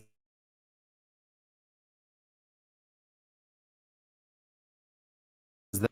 Yeah, I don't have to like something to be able to sell it. Eric? No, I didn't really like the movie, but I think I'm going to go back and try to watch it yet again. I tried it just a couple of years ago, and I've come to the conclusion I'm just not a big fan of Jack. Somebody mentioned this in the comments. Chinatown. Chinatown's one of my favorite movies. Never seen that. Oh, so good, so good. John Huston plays one of the main characters in it, and I mean, it's late John Huston, but he's amazing in it. So good. Big Jam Productions. Let's see what someone said. Not sure they could ever make a good Mortal Kombat movie. I mean, come on. It's a fucking video game. Right. I mean, it's like, how much depth are you going to give it? Yeah. And the story is like, you know, these ancient fighters from all over the world or summoned by some spirit, something, demons, and they have to go and meet and fight. I mean, there's no real plot, right? It's like, yeah, I don't know. Who was it? Lyndon Ashby, who played Johnny Cage in the original one. I did a movie with him. Oh yeah, you did. Yeah, that's right. Yeah, and he didn't want to talk about Mortal Kombat at all. But it was awkward. It was awkward when anybody brought it up. Yeah, I mean, it was okay, but I guess he was just like, yeah, he was just over it. Yeah. And I guess it's not cool to, like, you know, be on a set romancing the bone and talking about some other movie that you've been in. Like, yeah, man, I'm a big fan. I kind of want to look that up, but then I also kind of don't want to look that up. Aliens. Let's see. Derek, I left for 40 minutes. I come back and Larry is still talking about everything he hates. So nothing has changed. Yeah, I know. hey, at least you did it for 40 minutes. I've been doing it for 40 years.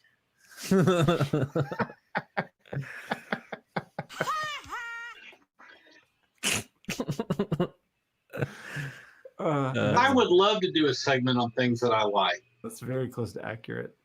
But it would last 30 seconds. I was going to say, but y'all wanted to have a show that was longer than 15 minutes. It's like your sex life. No, we're having a show.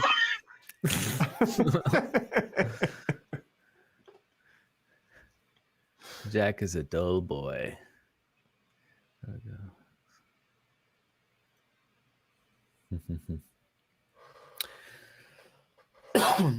Well, hey Darrell. Yo, do you have any end credit music for us this evening? Oh boy. Oh boy. Do I? Yeah. I don't know. I mean, Is it easy to just play something? Yeah, I mean, I can look it up. That'd be cool. Well, unless it's going to break everything. And then, of course, well, you never know. Maybe the credits might break everything too. Said booby traps. You mean booby traps? That's what I said. Booby traps. Booby Gotta add traps. that one. It's helpful if I remember the song.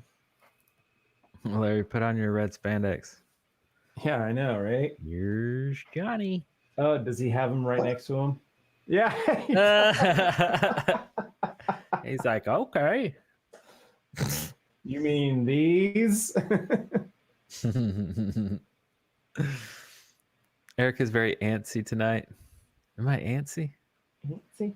What does that mean, really? What is the act of antsiness? I've been glitchy tonight, is really. What? Wait, Larry, what was that? What's the Poison song you said? It has masterful lyrics. You, I'm not talking anymore. Masterful. Something to believe in. Something to believe in. Something to believe in. Let's Give me see. something to believe in. It's probably easy to play. Tracy wants Darrell to get his acoustic guitar and take us out. Every rose has its thorn. That's a good one. Yeah, it would be. Might be the greatest power ballad of all time. I said it. Yeah, you did say it. I don't believe it. But... See, I point out things I like, and then Darrell dumps on me. How come nobody shits on him for that?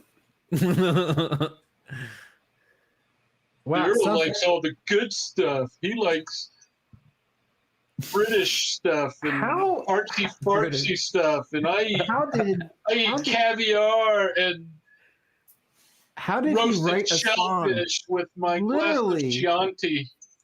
He literally wrote a song with 2 chords, D and G. I mean, you just literally just playing D and G over and over again. I said lyrically.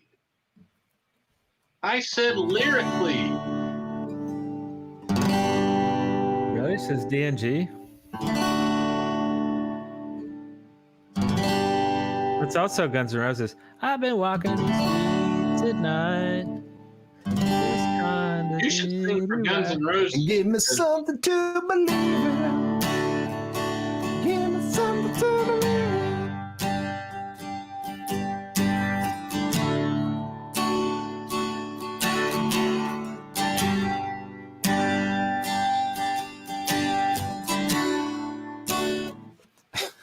Yeah.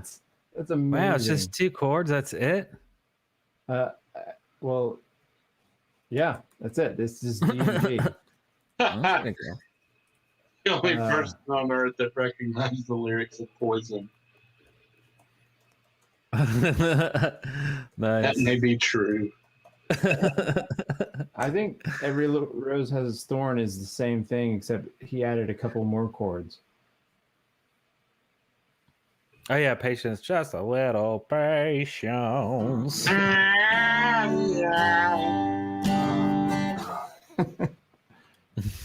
Rose. Let's see.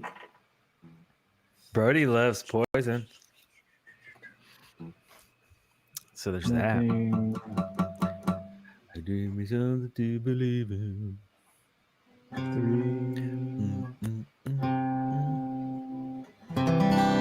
It's only 2 chords, Darrell. Can't do a roll against perpetuity. Hold on. Sorry, I'm reading some of the comments there. We both lie sun still in the night. Although we're both not close together, few miles apart inside. Something I did, something else. Words not come out right. Try not to hurt you, I try. Well, I guess that's why they say the road has its. Well, that was wrong. No, Alexander Shannara is not my competition. Alexander Shannara. That's awesome. I actually go to court and actually do stuff. All right. Call me, Alabama. Every rose has its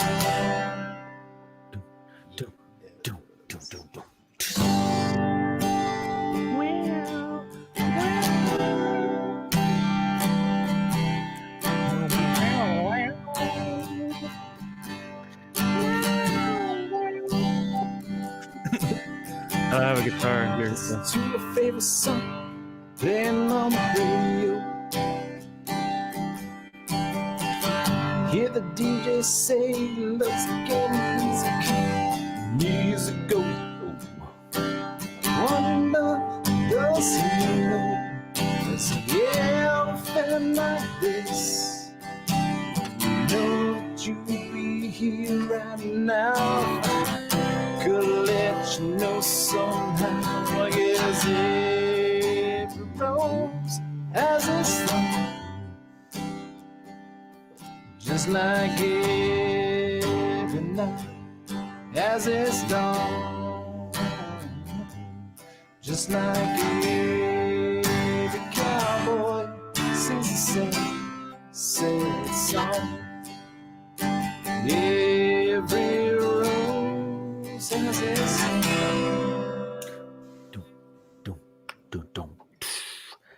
Guitar solo? Bridge. Oh, yeah. Here's the bridge. Oh, there you go.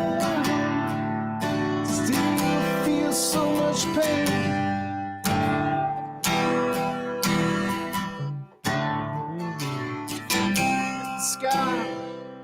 The scar remains.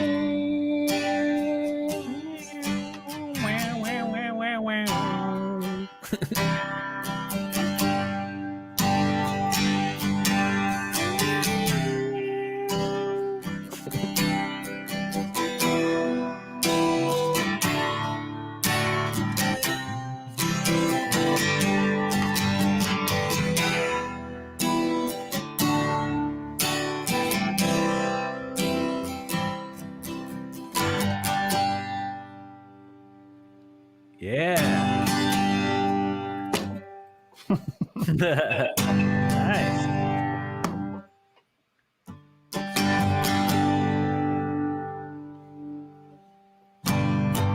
What could I say, darling love? I knew what to say. Instead of making love, we both made separate ways. No, you never meant that much to you. Inside, see you cuss me like a knife.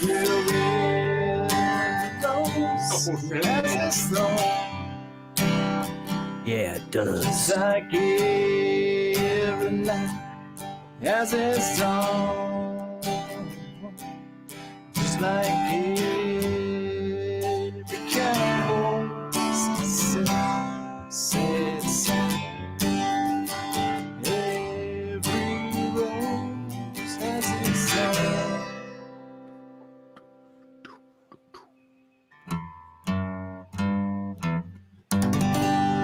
Yeah. I didn't think I was going to pull that off, but I just kind of Nice one. Nice. Fun. Yay. Well, thanks everybody for hanging out with us once again. This mighty fine Saturday night. And we'll be ready to do it again. In fact, I guess this week me and Darrell are going to be shooting some videos. Doing something. We got some videos to shoot. Let's not give anything away, but next week will be epic. Oh, okay. Oh, you already gave it away. It's gonna be epic. No, yeah, It's gonna be epic. Epic. Really? Next live stream will be epic. We're gonna shoot some epic videos next week. Prepare for the epic. Secrets. All right. We'll see you guys next time. Be good to each other and do good things. Bye. Bye.